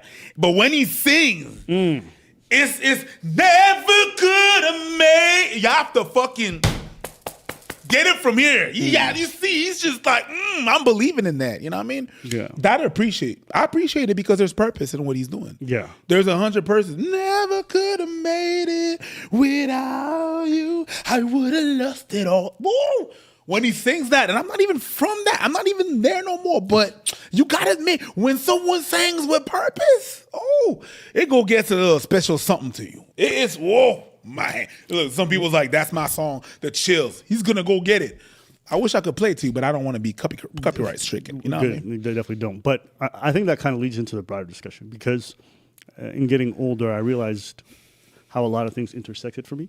Yeah. And then I heard this quote that always stuck with me. It's like, how you do something is how you do everything. Yes. Right? And when I do whatever it is that I'm into, whether it be making music, like you guys heard earlier, I'm not trying to find the formulaic right answer. I'm not trying to find like the correct fashion choice. You know, I'm just giving it what I got, and I'm really going for it, but not in the hopes that I get to the spot where things are good. I try to get to the spot where things are meaningful. Does that make sense? Yeah. So when I watch a lot of church stuff and I watch church singing, to me, it embodies that. That's like probably the thing where I feel it's most consistent, and I enjoy that. So that's why I enjoyed your segment. It was great. Thank you very much. Yes. Now, why do you hate Jesus? You brought it up a bunch of times. You never talked about it, so I feel like today's your chance. A lot of Christians want to hear from you. You start to ask yourself questions when you grow up in that environment. You start to ask yourself your questions, and some things are just not, or just not making any more sense. You know what I mean? You try to analyze some things, and it doesn't click. It doesn't make sense to you. You know what I mean? Mm-hmm. There's Neil Tyson deGrasse, which I believe he's an astronomer, said the best. It's not from me. I have to shout him out because he said something that embodies what I think about church and Christianity. Is that he was asked, well, since you're a man of science, what do you think about God and everything? And he said, well, do you believe in God since you're a man of science? And he said, well, if I believe in him, I don't believe him to be either all powerful or all good. Mm. And from the information that I have from church, these two things do not coexist. Like believing that he's not these two things? He's not these two things at the same time. And I have no evidence that he's these two things at the same time. If he's all good, then he's not all powerful. Mm-hmm. If he's all good, then he wouldn't let happen a lot of things that are happening right now. Mm. And if he's all powerful, that means that he has the power to change all the things that are wrong, but he's not good enough to change them. Stuff like that. Stuff that are written in the Old Testament, stuff that are written in the New Testament, and I'm just like, I don't identify with it anymore. And it's cool with other people. That's one of the things. It's cool if other people are with it, but then I have another weird feeling as well when people from the Caribbean are the most religious people, and that religion was imposed to them by their masters. So, and I have an issue with that. It's just like when I see someone like a Caribbean person being that much religious, I'm like, yo, it's just like you're talking about how I was introduced to black folks. Yeah, I was introduced to Caribbean people, like how I wasn't introduced to certain parts of Africa, not all the parts of Africa. I'm not talking about the Orthodox. You're not talking about Ethiopians. No, I'm not talking about them because I believe that they're the original one.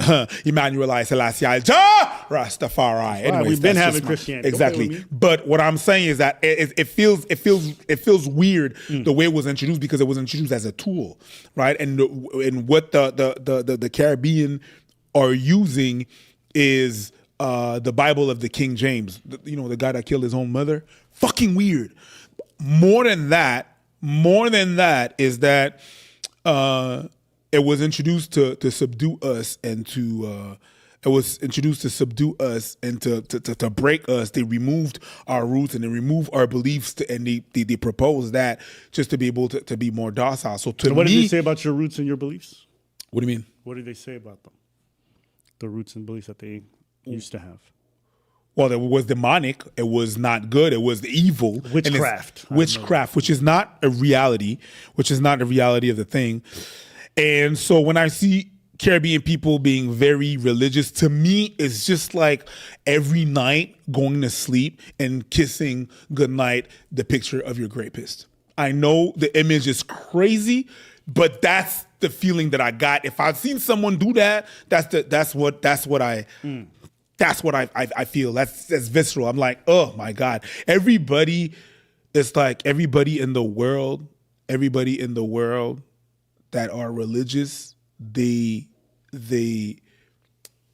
they worship someone that look like them. You look like the Hindus, they look like them. The Buddhists, they look like them. The Muslims, they look like them. But people from the Caribbean, it's white. And you can even say, oh no, but it's my God is black, my Jesus is black. But your Bible is was modeled after, and what was giving to you was from the people that own you, and that's weird. I'll say in Ethiopia we got a black Jesus. I know because every time I go into a church, it's all black. But all these people are not. Oh, he look like he got a forehead. Yes, and I've seen that Jesus, and I do personally like that. I think like the that's a personal thing. But yes, but that's not the because there's an Ethiopian Bible as well. Because the Bible that we have in the Caribbean that we're using, the King James Bible, I believe has 66 books, and the Ethiopian one has 88. So it was modeled and compressed, and it's not the real thing. So I'm manipulation. Let me just get out of that, because that's not me. So that's the reason why I'm just like, man. Okay. There's a big feeling of I'm uncomfortable whenever I see that. There's some part of churches I appreciate because I feel like the praise, no, that's her sauce, that's her spice. We did that. We did that, and that's I appreciate. But other than that, everything that is said in there, the scriptures, the vibe, the hypocrisy, I can't deal with that, so I got out of there, and that is why. So no hate to you, but I'm going to remind you every time, and I'm gonna be petty about it. So that's what it is. All right. Well, there we go. We unpucked it. So, and I love when people say you're wrong, and then they just say you're wrong. Hey, listen, explain yourself. I'm sure some people won't be covering this portion. You know what I mean? Some of the Christian YouTubers, they're gonna have something to say about your little segment there. That's cool. Thank you. I'm glad we can get out there. So now there's no more questions. There's gonna be questions. But there's no more questions about why you feel that way. Sure. Now it's your take is out there. Yeah, and my take is out there. People have DM'd me. Christianity was in Africa before. Yeah, but the one that they gave us was whitewashed. Okay, you could say that all you want, but yeah. All right. And I love it. People will be like, "Yeah, you're ignorant about it." If you say something like that I'm wrong or ignorant about it, at least explain yourself. I explain myself. Explain yourself. Just saying that someone is ignorant when they got a point is very cowardly and very lazy. Explain yourself. Bring points. Bring something. Don't say that person is ignorant. That person is wrong. Explain. Bring it point by point. Where was I wrong? Re-listen to what I was saying. Articulate yourself. Bunch of Walters. Bring it back to you. What do we have next? We have coconuts in Barbados. Coconuts in Barbados. God damn. The priest was going in right there. But listen, we can... there's a video I want to play for you, so we can definitely at least go with that, and we'll move on from this topic, All right, here we go. So these are videos I found on Instagram, and I thought it'd be good. That's gonna be great. Here we go. Let me unmute. My burning question, is that okay? Go for it. Who did you vote for? What if I didn't vote?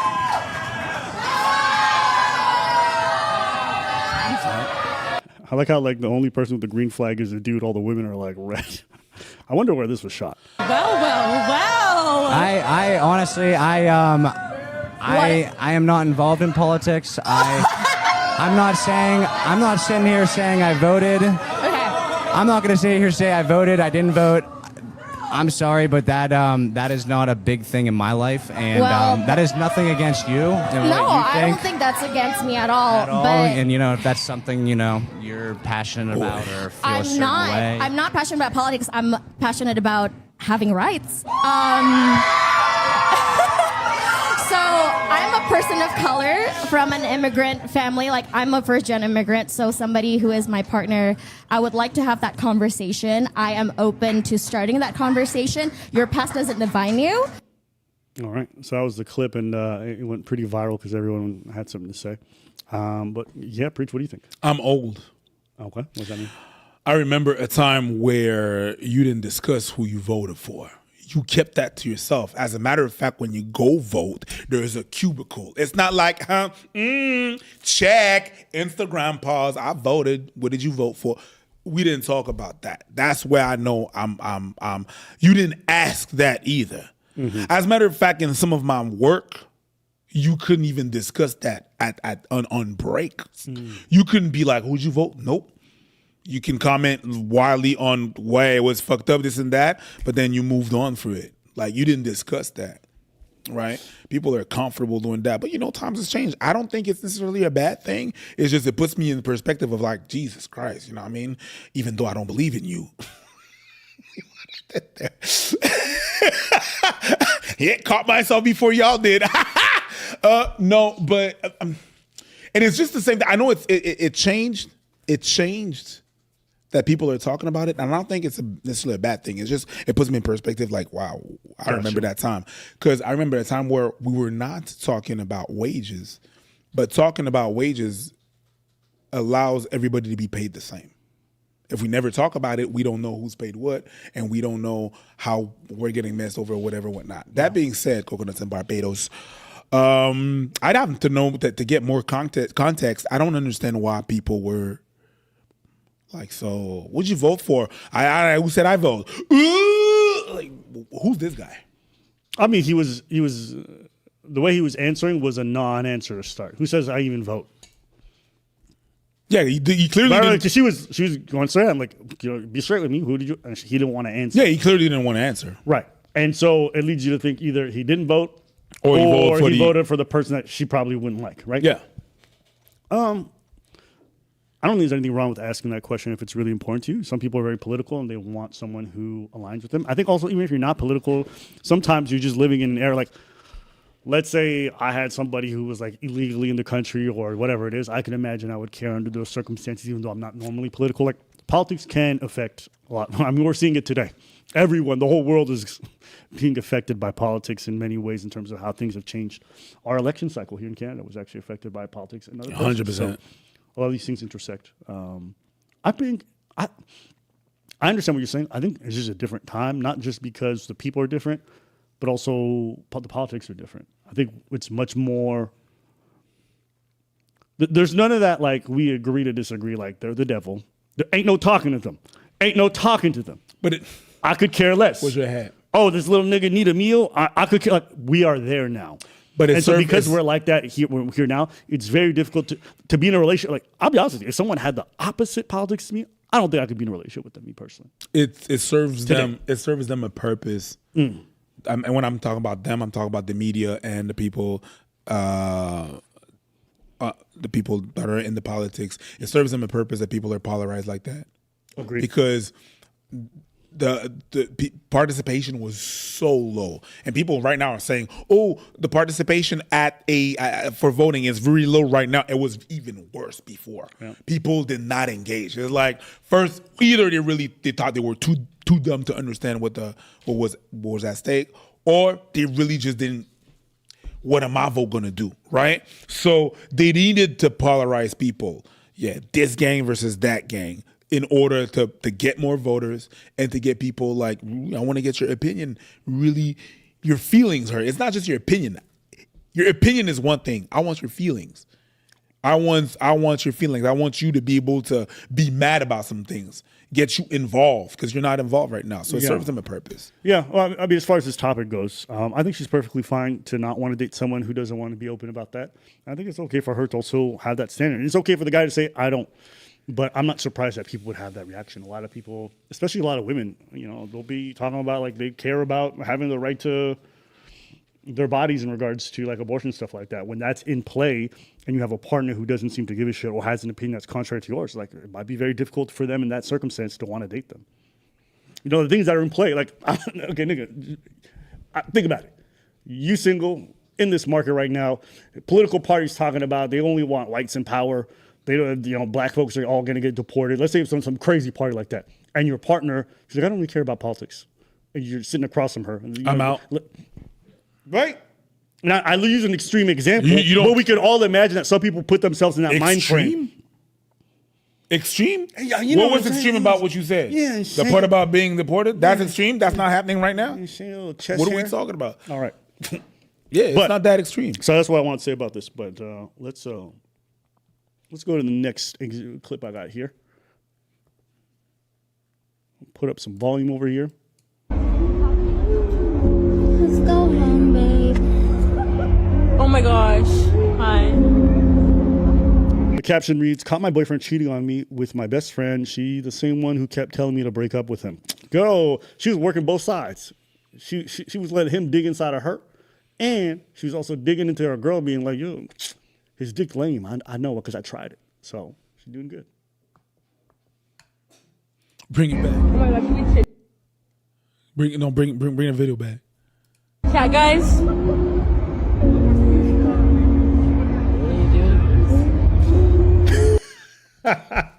Did he just softly go? What are you doing?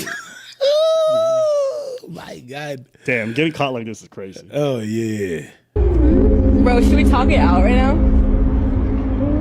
You want to talk it out right now? We're busy. That's crazy work. That's diabolical. All right, let's talk it out. We're gonna talk it out right now. And she's still on this nigga's lap. She's still on his. She ain't moved an inch, and she's like, "Let's talk." Hey, he probably hard underneath. I didn't see no hands. Nah, bro. Maybe he's stuck. Nah, bro. Yo, this hat stop. He said maybe he's stuck. All right, let's see. What are you doing? I don't know. I think it's your guys' thing, to be honest. Whoa! She's like, ooh.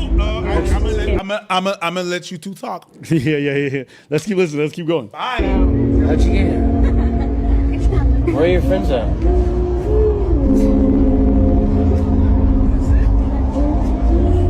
Go back to them. No. Low key, like, y'all need to get whatever you guys had going on. Like, y'all need to talk it out. No.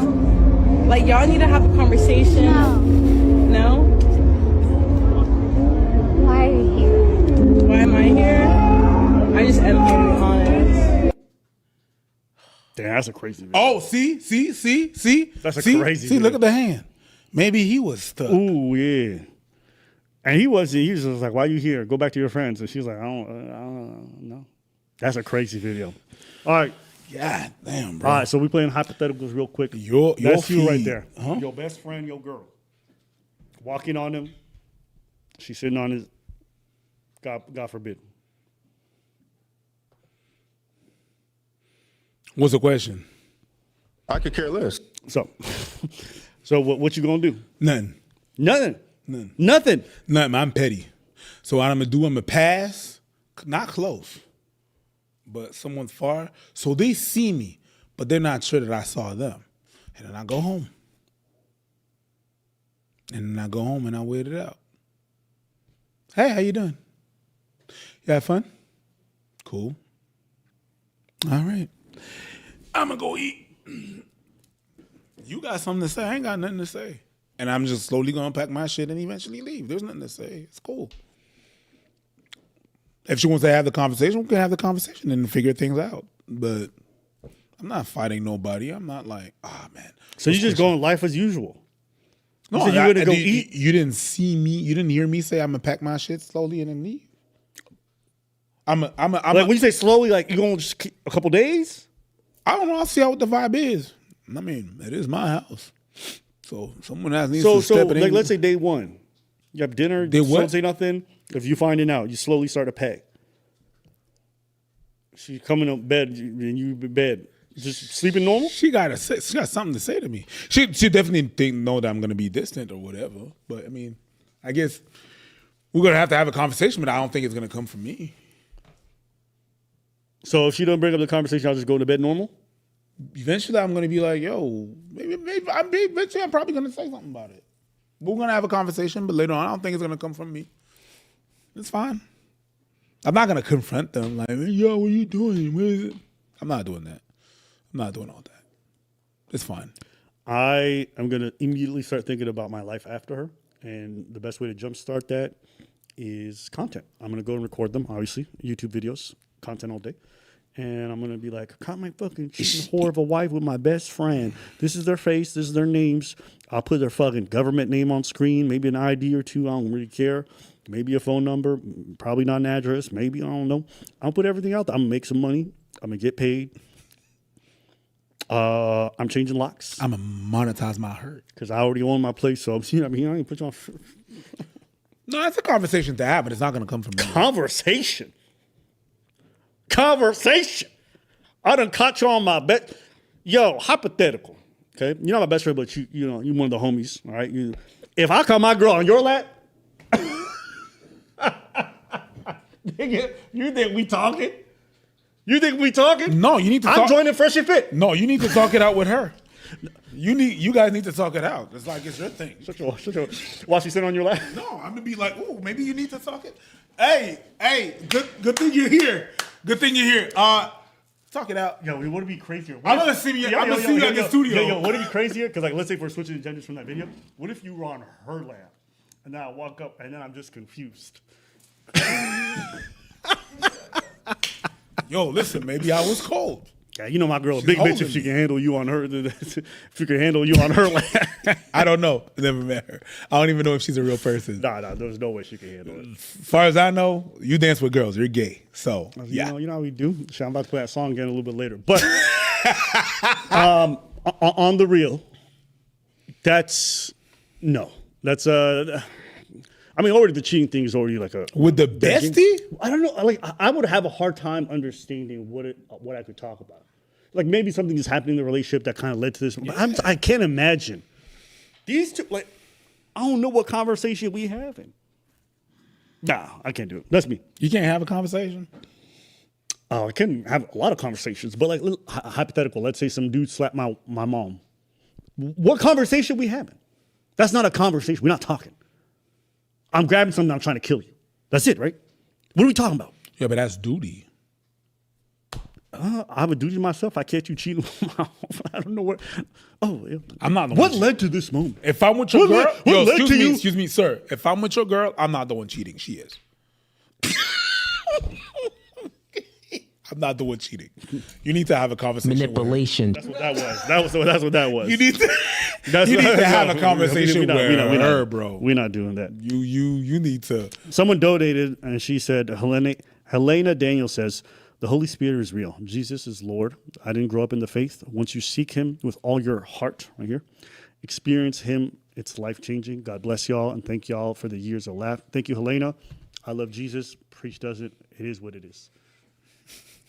So you can say for me, preach, I don't know, y'all have to work it out. Cool? Sure. All right, second main topic. Everybody want to see it? You know, I think it's time we get to it. So this lady's name is Victoria Everest, and apparently she did some naughty things. I'm going to play the full video. Their realizations. I'm going to play the full videos. Here we go. Some dude approached her that knew her, and they started talking. He was recording, and she didn't know. Their realizations. I think you shouldn't go past 31 doing the toxic stuff. Yeah, because it's too much energy you're investing out. That's what the therapist was saying yesterday. It was like, is it not exhausting? Yeah. And I'm like, it's not though. So you're gonna live. You've done for 5 years hurting men. You enjoy it, and you're gonna keep going. But the energy that you're putting into that, you could triple your income.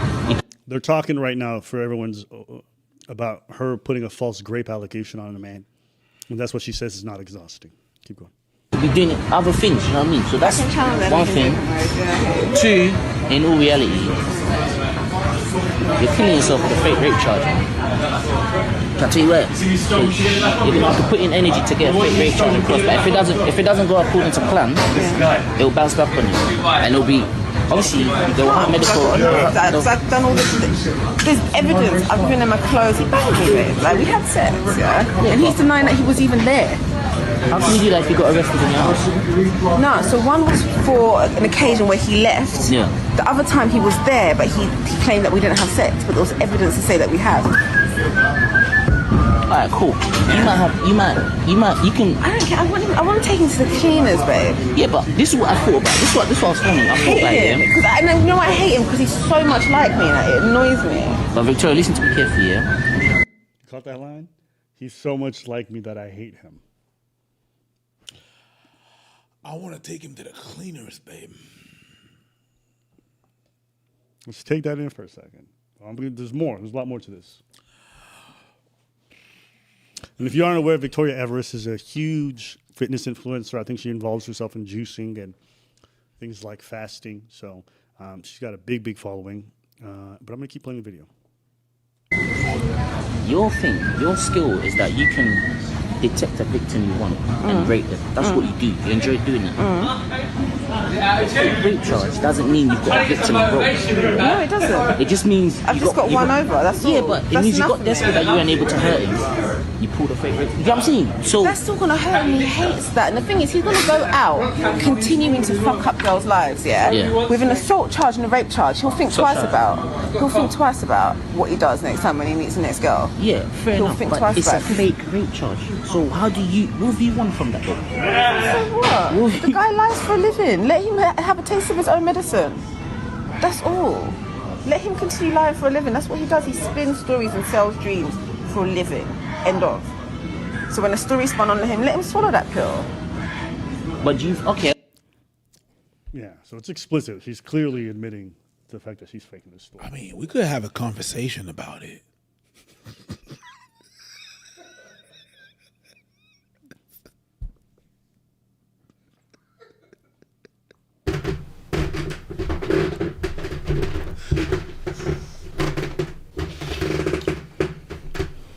I get your angle, but then you can't say you won or you was able to. It's not a game. I'm done. I've pulled back. I've done what I've done. I've played my move. I've moved on. But you weren't able to. Oh my God. The way you usually like to hurt men, you weren't able to hurt him. Well, I did, because in the relationship, I continued to cheat on him. Remember, All right.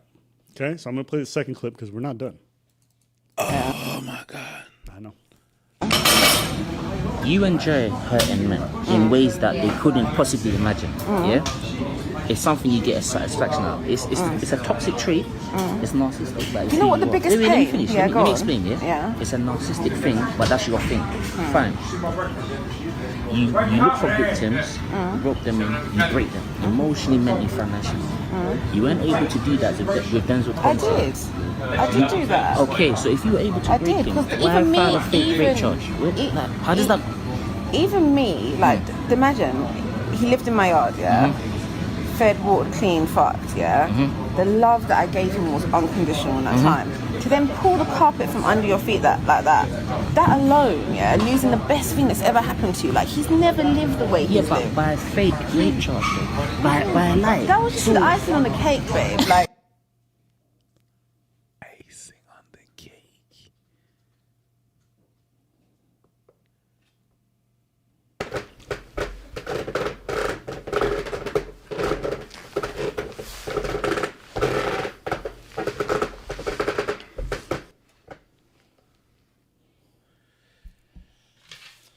I told you this one kind of crazy.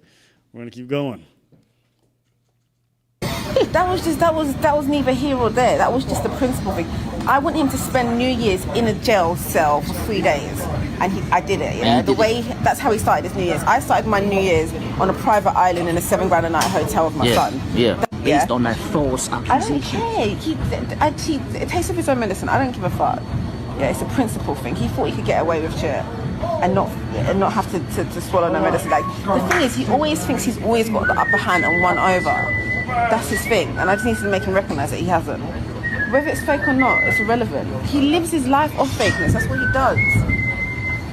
His whole life is a fraud. Met him, he told me he has a house. He doesn't even have a room at his mum's yard. His mum's yard is like literally, she hoards, isn't it? So the house is full, his 2 sisters live there. The guy's a tramp, he hasn't got a license, he hasn't got a car, he's got nothing to his name. Telling me he's got a railway company, doesn't pay taxes, he's not on limit. Like, the guy's whole life is a fraud, but I literally fell for it, Because I didn't. But you fell for a lie? I fell for a lie. I just have to ask. So you hate how fake he is, he doesn't have any things he claimed, but why was he living with you then? If he has a house, why is he living with you? Like when you guys discover someone's a complete fraud and you guys let them move into your house and everything, like how does that happen? I don't understand. Can you explain that to me? I don't know. I just don't get that. If a girl told me she had a job and then she came back and find out she's not in a job in 5 years, like, bitch, you're done to me. You should know that pretty early on too, so I don't get it. Men have fallen for your lie for years. And the one time I meet, and you fell for someone else's lie, and then you found a fake rape charge. What does that say about you, though? I'm just as shallow as he is. Yeah, but he wouldn't. Not as shallow to file a fake rape charge just to ruin someone's life. He can't touch me. He can't come near me. Who? No. I'll make sure that I'll pattern that anyway. That's a fact. He can't do that. Like the thing is, it was my mistake for even messing with him in the first place, for even entertaining it. And I told you, last year was one of the biggest lessons for me. I shouldn't have do you sit there? Even after 15, you've had a long 10. Let's go. 9. Yep. I don't know why this is. Why this is the best part for sure. 8. 7. 6. Last 5. Let's go. All right. I wanted to make sure she finishes her set. So good for her. I'm not Jamaican. Okay. I'm not Jamaican. But there's some things that you can only say in patois. Bon! Hypocrite fi dead! Dead, me tell you! What? The girl just said that like that. That is... I know. Hey, listen, boss. There's a lot going on. I am over here. And that is beside myself. She's done this to other men. He's referencing a specific dude, but she's mentioned the fact that she did it to other men. And it's interesting. She says, like, I know I'm just a shallow lady. I'm just as bad. I'm just like she doesn't get the sentence out completely, but she says something along the lines of, yeah, but the one time I decided to tell the truth and be real with a guy, this happens to me. So that means to all the other dudes, she's a complete garbage piece of shit. Mm-hmm. And she also admits to cheating on him a bunch of times. Yeah. So just wanted to play that portion. But she also did scam another man who, let me see here. I'll just play a little bit of that. This is an older man. He's a doctor who does a lot of raw foods related content, very popular. She helped him with his social media, helped grow his brand, and start taking over a lot. And then he ended up suffering some consequences. So I'm going to just play that for y'all. All this time, I'm like, where is the money? What's going on? Payout, I see so much is cut. Oh, the money cannot be touched.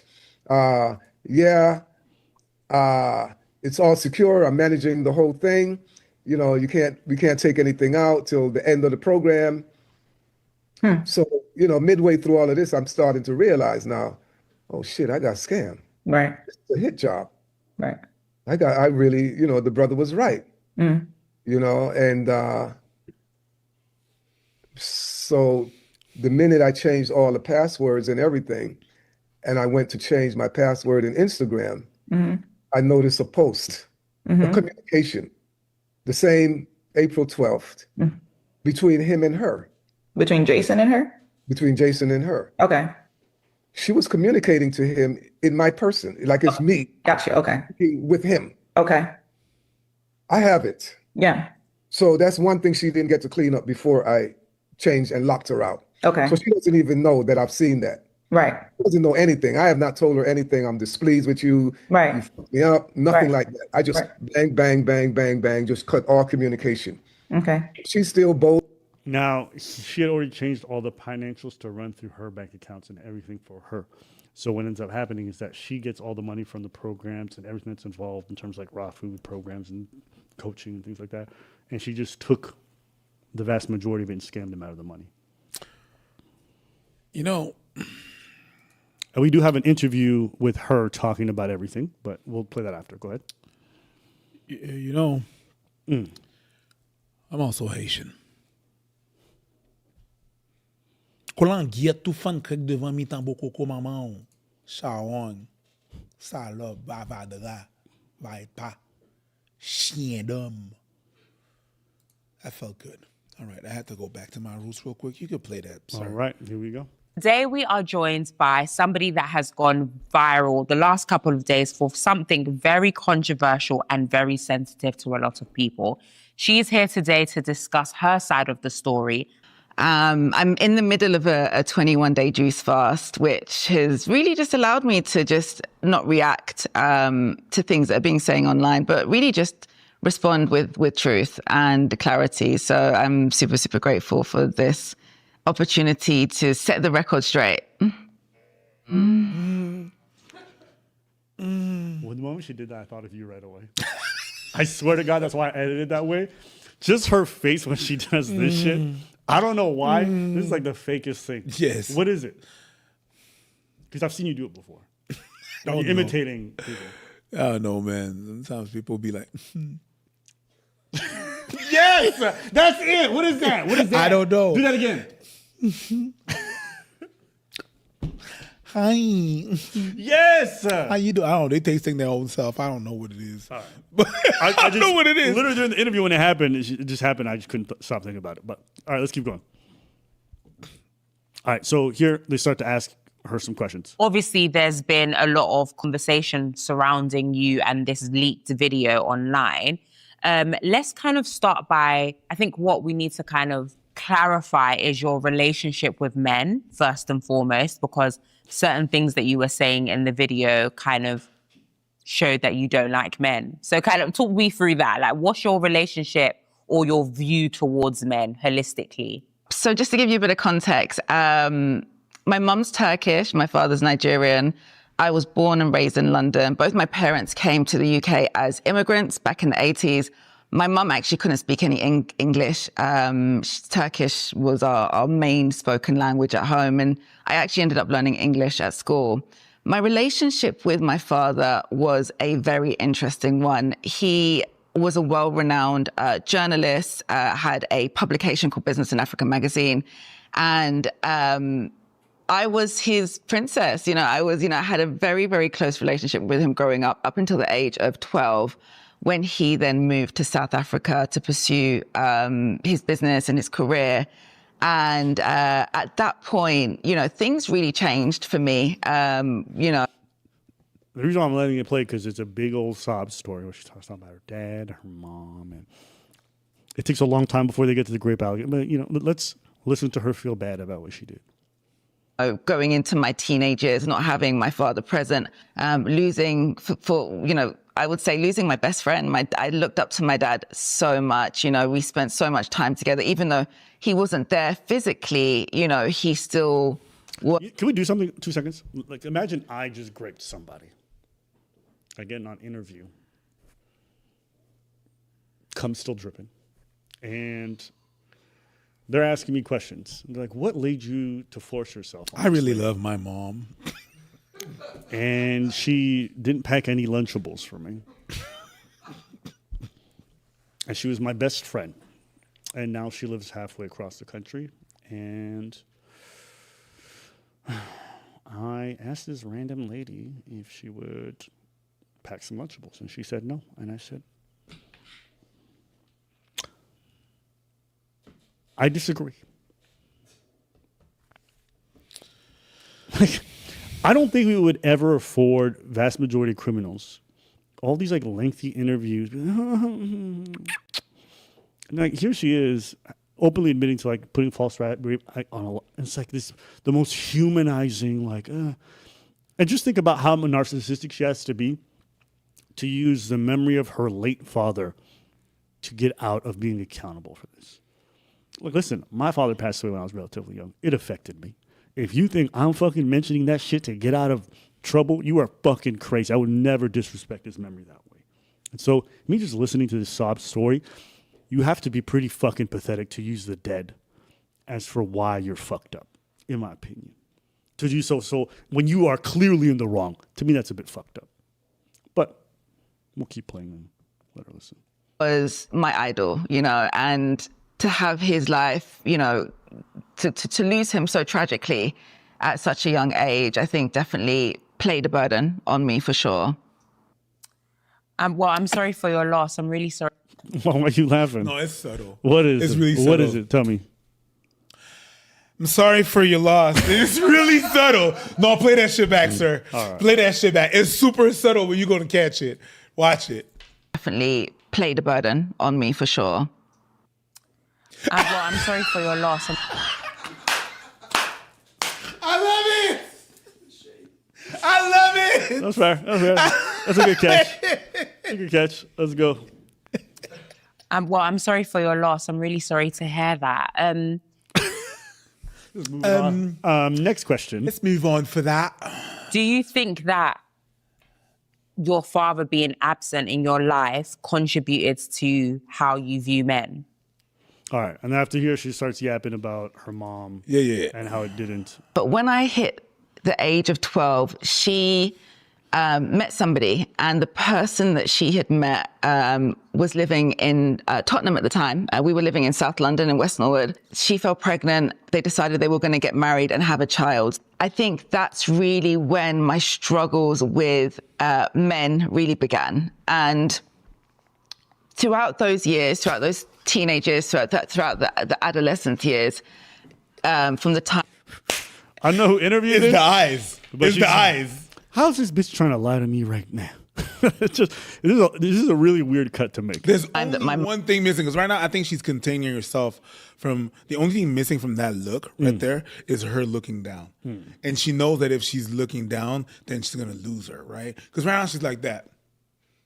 She's like that. Zoom in on me, please. Oh, you know what it is? Actually, hold on, no, wait. Someone said this, and I think it might actually be true. This interview's not happening in the same room. Yeah, because she's super light and she's super brown. I mean, so that would actually not their skin color, but the background. Touche. That came out super weird, dude. But that's that not what accurate too. But I actually think that person who pointed this out might be right. Like, this doesn't look like it's shot in the same room at all. It doesn't. No. The what? It doesn't look like it's shot in the same room. No, because the lighting is different, but lighting can be different. I've seen that sometimes. Yeah, but this says like night and day. Like the other light from the other room would normally reverberate. It's weird. I don't know why they're they did presenting like she's right across. Yeah. It doesn't feel that way at all. No. And you know what also tells me this is probably done 2 different times?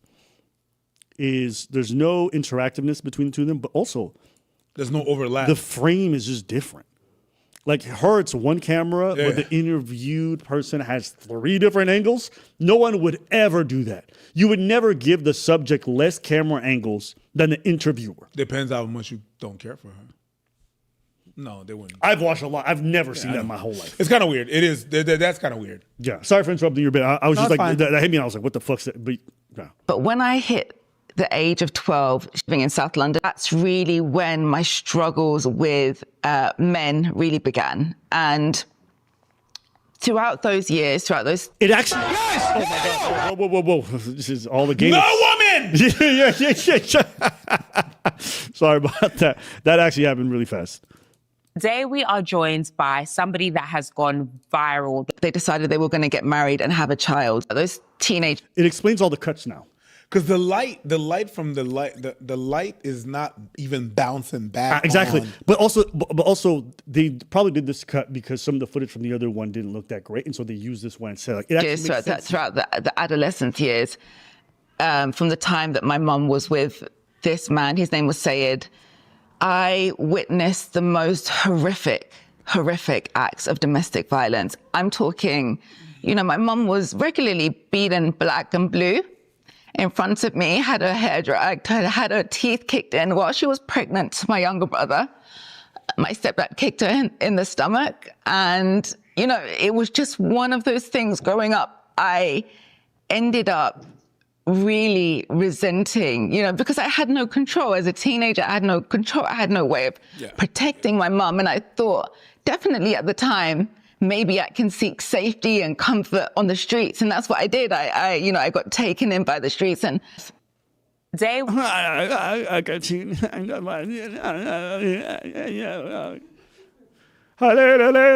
know when you... Sorry, I just... Was that My Hips Don't Lie? Well, yours does. Anyways, you know when you try to, like... You talking and you try to trigger a cry, that's what it sounds like. Yeah. It sounds like, if I push it Zero enough, tears. if I push it enough, maybe it's gonna and it never happened. Yeah. All right, here we go. So let's talk about the video, the recent viral video. So when the video first dropped, that's a big cut. you mentioned that it was See? fake and it She was was AI. from Can we there talk a bit about to- that? Yeah. That was weird. Like, You're what do right. you mean? I think you're right. So given the size and scale of my account, I'm not the person that always is behind running my account. So the video was sent to me, and my first response to the video was that this has been edited, this is fake, and that's what I said to my team. So they then took that and said it was AI. When I realized that they put out it was AI, I deleted the story immediately, and then went forward with saying it's a very, very real video. It's just been, it's a 7-minute video that's been edited specifically to show me in a particular light. So she's addressing her initial response because in her initial response she claimed that it was fake and AI. But apparently now she's saying her team posted that without her. I'm going to be super honest with y'all. I don't believe that. People that got teams, we know some of them, right? Sadia Khan also has a team. Yeah, exactly. It just so happens, right? Also, in a crisis like this, you are very peculiar, very particular about what comes out. You're very involved. You have to be because now your name is being smirched. She's trying to pretend like, oh yeah, someone's putting a false. Yeah, it's edited, and they just put that out without her consent. I don't believe that for a second. Yeah, because if someone put out something that was put out like that about her, for example, if someone would put a video like that about me, my first response was not, "Hey, team, take care of that." What? Absolutely. What? They're trying to frame me in a light that I'm not really. Can you handle that? Can you? Thank you. Yeah. What do you mean? I'm gonna go work out. Let's go. Let's keep going. Let's watch this. there was a misunderstanding there for sure. Obviously, there's a lot of things that we need to unpack about that video, but you mentioned that, like you hate men in that video. And obviously you describing everything that you've gone through psychologically, one could argue that, it's understandable why you would kind of have that viewpoint. But you've mentioned that your dad didn't contribute to it, it was your stepdad, and then you also entered into abusive relationships. What did those abusive relationships look like? What did you experience? In relation to the video, the person that I was in a relationship with, it was over a period of 18 months. When I first entered a relationship with this guy, generally I would, be naive enough, because I'm someone who wears their heart on their sleeve naturally in every scenario, every situation. And, one of the things that led me to even entering this relationship was just being vulnerable enough to take people for face value. The manipulation that went into pursuing the relationship from him, early on in the relationship really was, when I look back and reflect, I think, okay, I definitely was in a really broken state. When I look back at that video, because, I've watched it a couple times, and just to set the record straight, that video was filmed almost 10 years ago. The person filmed 5 years ago. It was filmed by someone who approached her and did so because his friend got a false allegation from her. So he did this as a solid to him and recorded it. The reason why he didn't put it out right away, because a lot of people are going to wonder, was because the man that was being falsely accused, he wanted this in case it was ever needed in court. He didn't want it out in the public because he didn't want his name associated with any kind of big public incident. And if the video came out, it doesn't really matter if it's a false allegation. It could impact his ability to work because he was teaching football to kids. So you guys have to remember, even if something is a provable false allegation, it doesn't really matter that much because your name is still associated with a scandal. And that's a bad look for people in a professional setting. So just wanted to explain that. and who I was speaking about in that video wasn't arrested and wasn't prosecuted. Whilst I said some extremely, vile things in that video, a lot of people have really focused on the hate and the anger. And I'm so sorry. I'm just going to cut you because you said the person in the video that you were referring to was not prosecuted, was not arrested, was not charged. Absolutely not. He wasn't, in the video, you said he spent some time in jail. 3 days in jail. So she had the whole process initiated, had called the police, he went to jail. You can retract it. If you're not prosecuted, if you're not, so that's what that means. You still went to jail. He wasn't charged, he didn't go to jail. And actually the video was provided to the police, and because the video was provided to the police, he managed to get away with those charges. And as a result... What? Why did she know? Wait. So that's why this didn't go public. It was used as evidence and it got him off, right? So wait, it got him off. And now she's trying to use it like, I don't even know why they're trying to make me sound like this bad person. Like, Ben he didn't even go to jail. He didn't go to jail because that video exists, bitch. Ben non, c'est sûr que tu me niaises, man. Décalisse. You know, that's like somebody getting caught for attempted murder, and they're like, why are they acting like I killed somebody? We're acting like you tried, stupid. Of that video being provided to the police, I was charged, caution, and I had to go on probation. So I have a criminal record, and you know that was as you should. No, she's about to cry. Let her play. The decision made by the police at the time. So I really had to pay the price. Okay, so you mean accountability? What are we talking? What is this? Man, you committed a crime. Oh my days. You committed a crime. Oh my days. What are we talking about? Oh hell no, bro. I need to hide my chest from this woman. She might put a case on me, bro. Let's keep going. We're moving along a bit quickly here. So the video, the man that released the video, Gucci Walker, I believe, right? Am I correct? Correct. Yeah. He released a statement saying that his friend, the reason why he made the video was because his friend was charged with a false rape case. Yeah. And at the hands of you planned it. You had the man in your house where you both had intercourse, and then the police caught him there. So he was going to jail. He couldn't bust case on this particular matter because he was found in your house. But you're saying that that didn't happen. No, so he did get arrested, and because the video, was provided to the police as evidence, he was released. He never got charged, and he, I never stop smiling. He never got charged for something he didn't do. Yeah, but she's trying to use that as like, look, it's not as bad as y'all making out to me. But it's like, ma'am. Yes, it is exactly what we bet. It's exactly as bad as we're making out to be. Why are you smiling? Saw Denzel again. That was, over 8 years ago. We've never spoken, we've never seen. He went on with his life. I went, we made a lot of mistakes during that relationship. That was probably one of the most traumatic. I've been through 2 very, very traumatic relationships in my life. One of those, when I say traumatic, violent and abusive, one of those was... All right, I'm just going to skip ahead because I don't want to hear their fucking sob story. It was one of the most traumatic... For who? Maybe for her, for other aspects of the relationship, so it's possible. And the car that he'd met me in, which was a brand new Range Rover, belonged to the girl that he was dating at Brown Eagle. It was someone else's vehicle. So that was only, months into the relationship I was discovering these things. I found a secret phone in his car. There was a whole array of women that he was meeting up with, and sleeping with at the same time while he was living in my house. And any single... I also want to mention she was cheating on him during their relationship. Yes, so that's also she said both that. of them seem like they were fucking dog shit people to be in a relationship. She admitted it. So bitch, you can leave. This happened 6 months in, but you stayed for a year and a half. Like, that's on you, stupid. If someone shows you they're a piece of shit early on and you stay, that's your problem. That's it. Time that I confronted him, the backlash was, a verbal, physical abuse. And during the time that we was in the relationship, I called the police 19 times because I was in fear of my life. My son was living me. I can't trust you because you make up shit. Yeah. I can't trust you.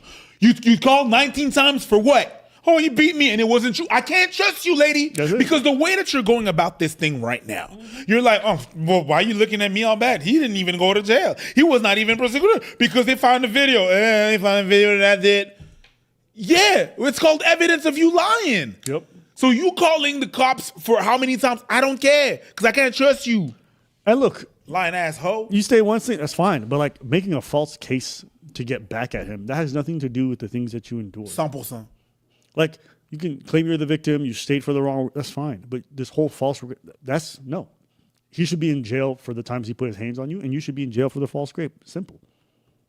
At the time, I'm a single mom, and my son was around 7 at the time. And that was one of the worst things, that I've ever experienced, was to see my son, witness me getting beaten up by this man. And he wasn't just a man, he was a street thug. He was a guy off the street, from the ends. And, and because of the fact that each time I called the police for abuse, whether it was abuse, in front of or, isolated me where he wasn't at home, because there was a child at home, social services were involved. And at the last point where he was arrested, my main concern was keeping him safe. That was the ultimate thing for me. Social services were keeping your son safe. Complete risk of losing him because I was in this relationship with this abusive man. At what point did you decide everything that you're going through in this relationship, the abuse that you were enduring, when did you decide that in order for me to get him back, because that's what you mentioned in the video, that you were going to make this false allegation? Like, when did that thought process land? So every single time the police were called, the follow-up was made. There was a non-molestation order. There was a restraining order, so he couldn't, come back to the house. But he would always turn back up at the house, crying, begging me, apologizing. He's not going to do it again, and I need to forgive him. That I'm his baby girl, and everything was going to be okay. And being naive and vulnerable, at the time I would take him back, believe his lies, and not realizing at the time I was experiencing, what we call today is severe narcissism. But there came a point where the social services were like, my boy. If the other videos that we watched from that cell phone didn't exist, these new lies that she's spinning would actually be believable. My boy. She did not say narcissism that she experienced. Yeah, because she did not say if that. you guys go back to watch those videos, you remember that she said she was doing this to get back at him. She wanted to take him to the cleaners. That's why. Now she's saying it's to get away. I want y'all to think, if some man is coming to me privately, all right, my friend, I would not say I'm trying to take them to the cleaners. I would say, I have to keep my kids safe. I have to do all that stuff. She never mentioned any of that in those videos where she didn't know she was being recorded. Now she's got a camera. It's the perfect sob story. There's a justification for everything I did.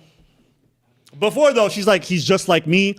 He's a piece of shit. He's a liar. I normally lie to everyone else, but I told him the truth. Now it's, I got taken in by a con artist. No, that's not what she said. She said the first time that I'm telling that I'm telling the truth. That's what she. Ain't that what she said? No, my girl, no. Yeah. And then you're gonna spin it off with narcissism. Woo! Yep. Let's keep going. We're gonna. You're now putting your child in risk by staying in this relationship. It was only in hindsight, when I look back, I take responsibility for being the codependent to enable that relationship to go on for as long as it did. I definitely take accountability, for the things that I said in that video, the hurtful things that I said. I hate men. One of the things I referred to in that video. I mean, I hope you have a son. I hope you take accountability for that. He's going to hear and see this shit, and he's going to find out you hate men. I hope you're accountable. Specifically was the fact that I say to the person that was recording the video that I'm going to put a stop to this so that he doesn't go and do this to other women. I felt at that point that... Okay, I'm going to address this as well, because I remember listening to that portion. She does not mention that he put his hands on people. She does not mention the fact that he would, violently touch whatever. What she mentions in that video is that he's a liar. He keeps lying. He keeps being fake. That's what she mentions in that video. She does not mention being beat a bunch of times. Because a woman that's talking about, I want to get him back because he put his hand on me, that's what she would say. Yeah. Not like, no, he's a liar. He's as bad as me. He's as bad as... She mentioned that she mentioned that he has like a car or whatever, that he's cheating. So she's just remixing this whole story. She's lying right now. Yeah. Well, let's get all this shit out the way. Only person that could stop this man was me, and the only way that I could stop him was by sending him to jail.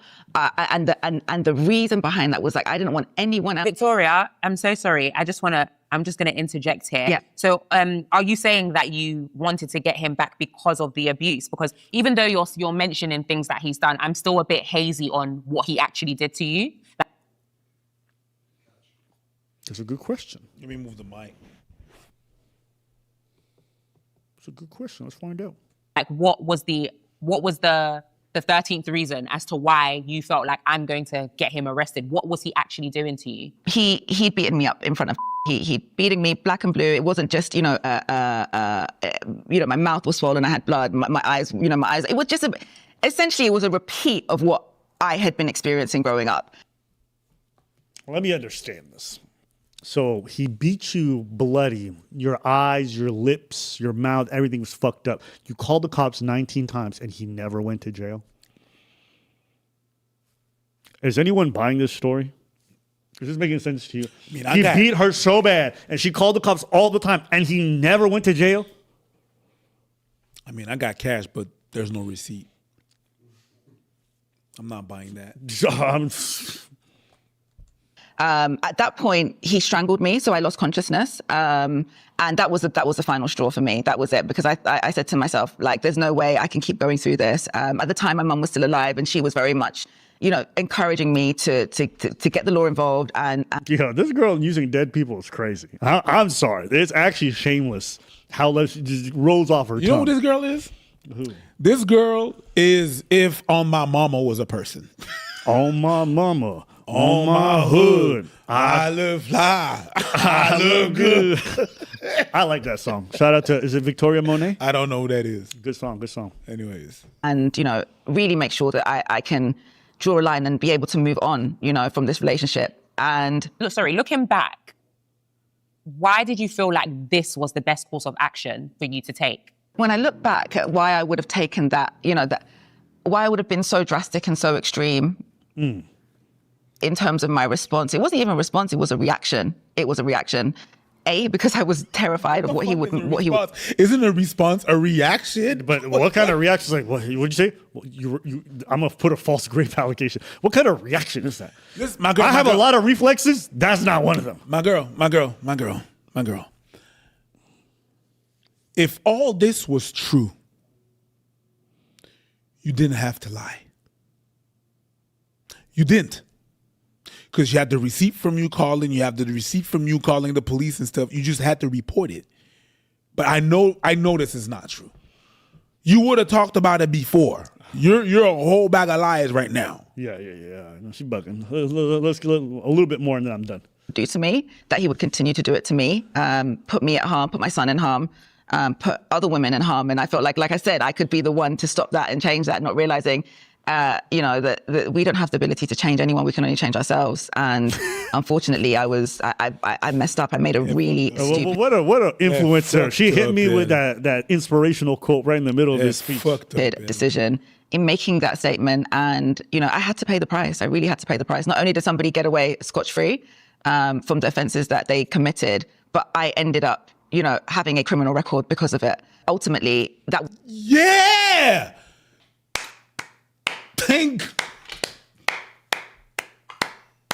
That's the first time I see someone say, I had a criminal record because of it. Mm-hmm.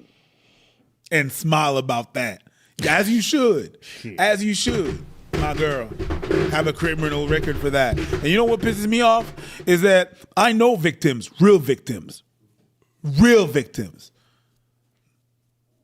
Not a lying whole bag, real victims. And there's some people in the chat right now that are like, oh, women are like that. Women like, it's not women, it's her. Okay, because there are real victims out there and they make them look bad. Because there's one girl that's like, you know what? I'm going to lie. I'm going to lie. That's the thing that pisses me off the most. Is they're out there. There are real, it's not that much out there. It's right around the corner. There's some real victims. And then there's this lying bag of whatever. Be nice. Why would I be nice? Was she?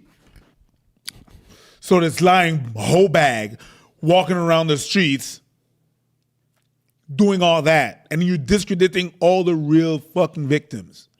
That's what I got a problem with. Don't be talking about it's just all it's women. It's not women. It's her. It's this whole bag. That was the beginning of, and I think I even mentioned it in that recording that that's what my therapist said. I've been in therapy for almost coming up to 8 years now.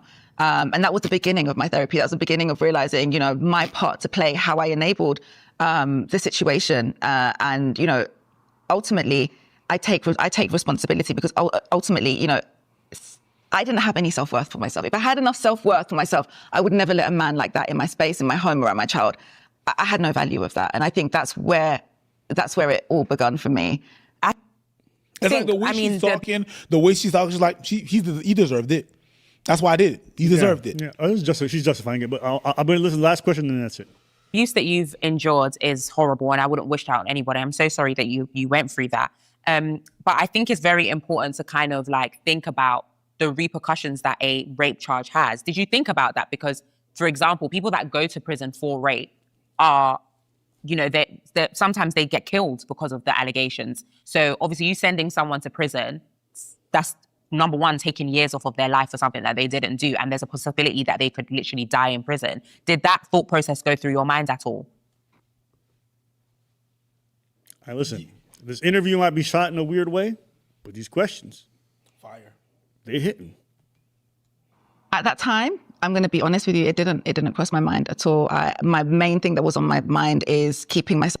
She gonna mention You her said kid. you wanted to take him to the cleaners. No, she said she about to mention her kid again. Myself safe and keeping my son safe and making sure that, I don't fall victim to this abuser again. And like I said, it's not right. I don't condone anything I said in that video. I think it's really important to, to make a very clear distinction in that the person in that video that was speaking is merely just a shell of the person I am today. And I've had to do a lot of work. See, okay, I'm going to give you guys a pro tip at home. If you're going to apologize to someone and you're sorry about something, don't say, I'm sorry, I shouldn't have done that. But I'm different today. I'm not that person. Or, I was going through some really tough circumstances. Like, if you go from apologizing for the wrong you did and then immediately start justifying it or start putting some PR spin for yourself, your apologies falls flat. It doesn't feel like you're being accountable. It feels like you're just saying what's necessary to all the afterwards do everything to make your PR spin look good. You gotta let it sit sometimes. You gotta be like, I fucked up. There's no excuse. And just shut the fuck up afterwards. And just sit there. Well, that's under the pretext that she's trying to apologize. I'm talking to the viewers. Okay. That's for the people. Because she's not trying to apologize. Because like sometimes good people try to apologize and they don't know why their apology is not being accepted. Yeah. And it's because right after saying you're sorry for what you did, then you're doing PR for yourself again. Yeah. But but you did that to me. Yeah, I just want to make clear out there, okay? Because you made that clear, and that's great. That's wonderful. Good on you. Thank you very much for that. She's not trying to apologize. Just to be clear between me and y'all, she's not trying to apologize. She's trying to justify what she did. Got the black woman in you. Yeah, that's exactly what I thought. Yeah. It's just missing a little. You sang it for the Lord. Sang it. You sang for the Lord. That's exactly. Sang it for the Lord. That's crazy. All right, guys. We're just ending this topic. Listen, I hope she got a criminal record. I want to put this out there because what she did is really disgusting. But yeah. We all want to end on a nice note, so you know what I mean? I had to do it just before we leave. The new hit song, straight from Abba and Preach. The best song ever? You gotta play it right now. And if you don't want to get a grape charge, no woman. You know what I'm saying? Just have no women. That's how you get out of trouble. Everybody to the dance floor. No women.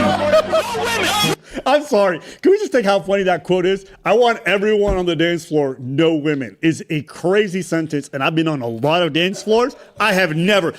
Nigga, he hosts dance battles. I go to all kinds of dance events. I have never heard. Never. I watch on the dance floor, no women. That's crazy. And that's why this song exists. No women. No women. Look at me. Look at me. Oh, so you got a girl now. You change, make self-improvement, takes all day. Spend time with your girl, that's gay. Spend time with your boys, the Redpill way. No, I don't want women, no. No, I don't want no woman. No, I don't want your cuddles, no. I'd rather sleep with the boys. No, I don't want to meet girls, no. I don't want no women. Boys is the ones that get love from me. Spending time with my boys behind, rubbing on their thighs. That's the Redpill way. Yo, get the other shirt. Oh my God, nigga. Hey, no way. I don't want no women. Boys that get love from me. Spending time with my boys behind, rubbing on their thighs. That's the Redpill way. You toggle it? If you feel at home with your mom, oh yes, bro. I'm talking to you. If you're broke and hate these women, that's the Redpill way. Yes, bro. I'm talking to you, baby. If you're ready to find your virgin, oh yeah. I'm talking to you. Wanna buy a cash with no expertise, no women, no women, no wife, no pussy, no love, no love, no women, no wife, no pussy, no love, no. I don't want no women, no wife, no pussy, no love, no. I don't want no women, no women, no wife, no pussy, no women, no wife, no pussy, no. I don't want no women, no wife, no pussy, no wife, no wife. That's the Redpill way. No, I don't want no women, no. No, I, no, no pussy, no, I don't want no women. Boys just don't take it for me. Spending time with my boys behind me, rubbing on their thighs. That's the I don't want no women. Boys just don't take it. No pussy, no, that's the no women, no wife,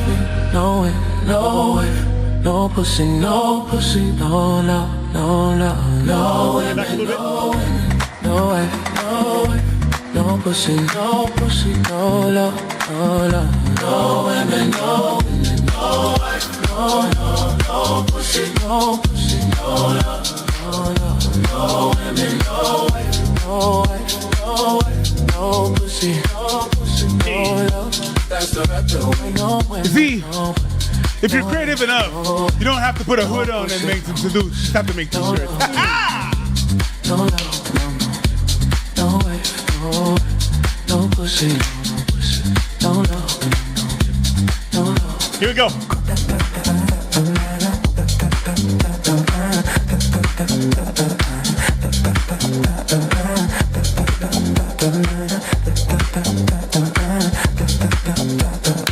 No love, don't want no winner. No love, oh love, no love, oh man, oh no, the red pill, no,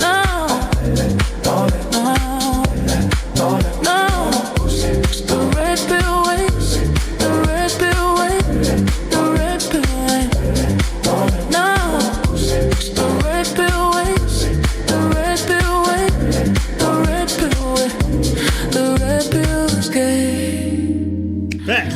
The red pill is gay.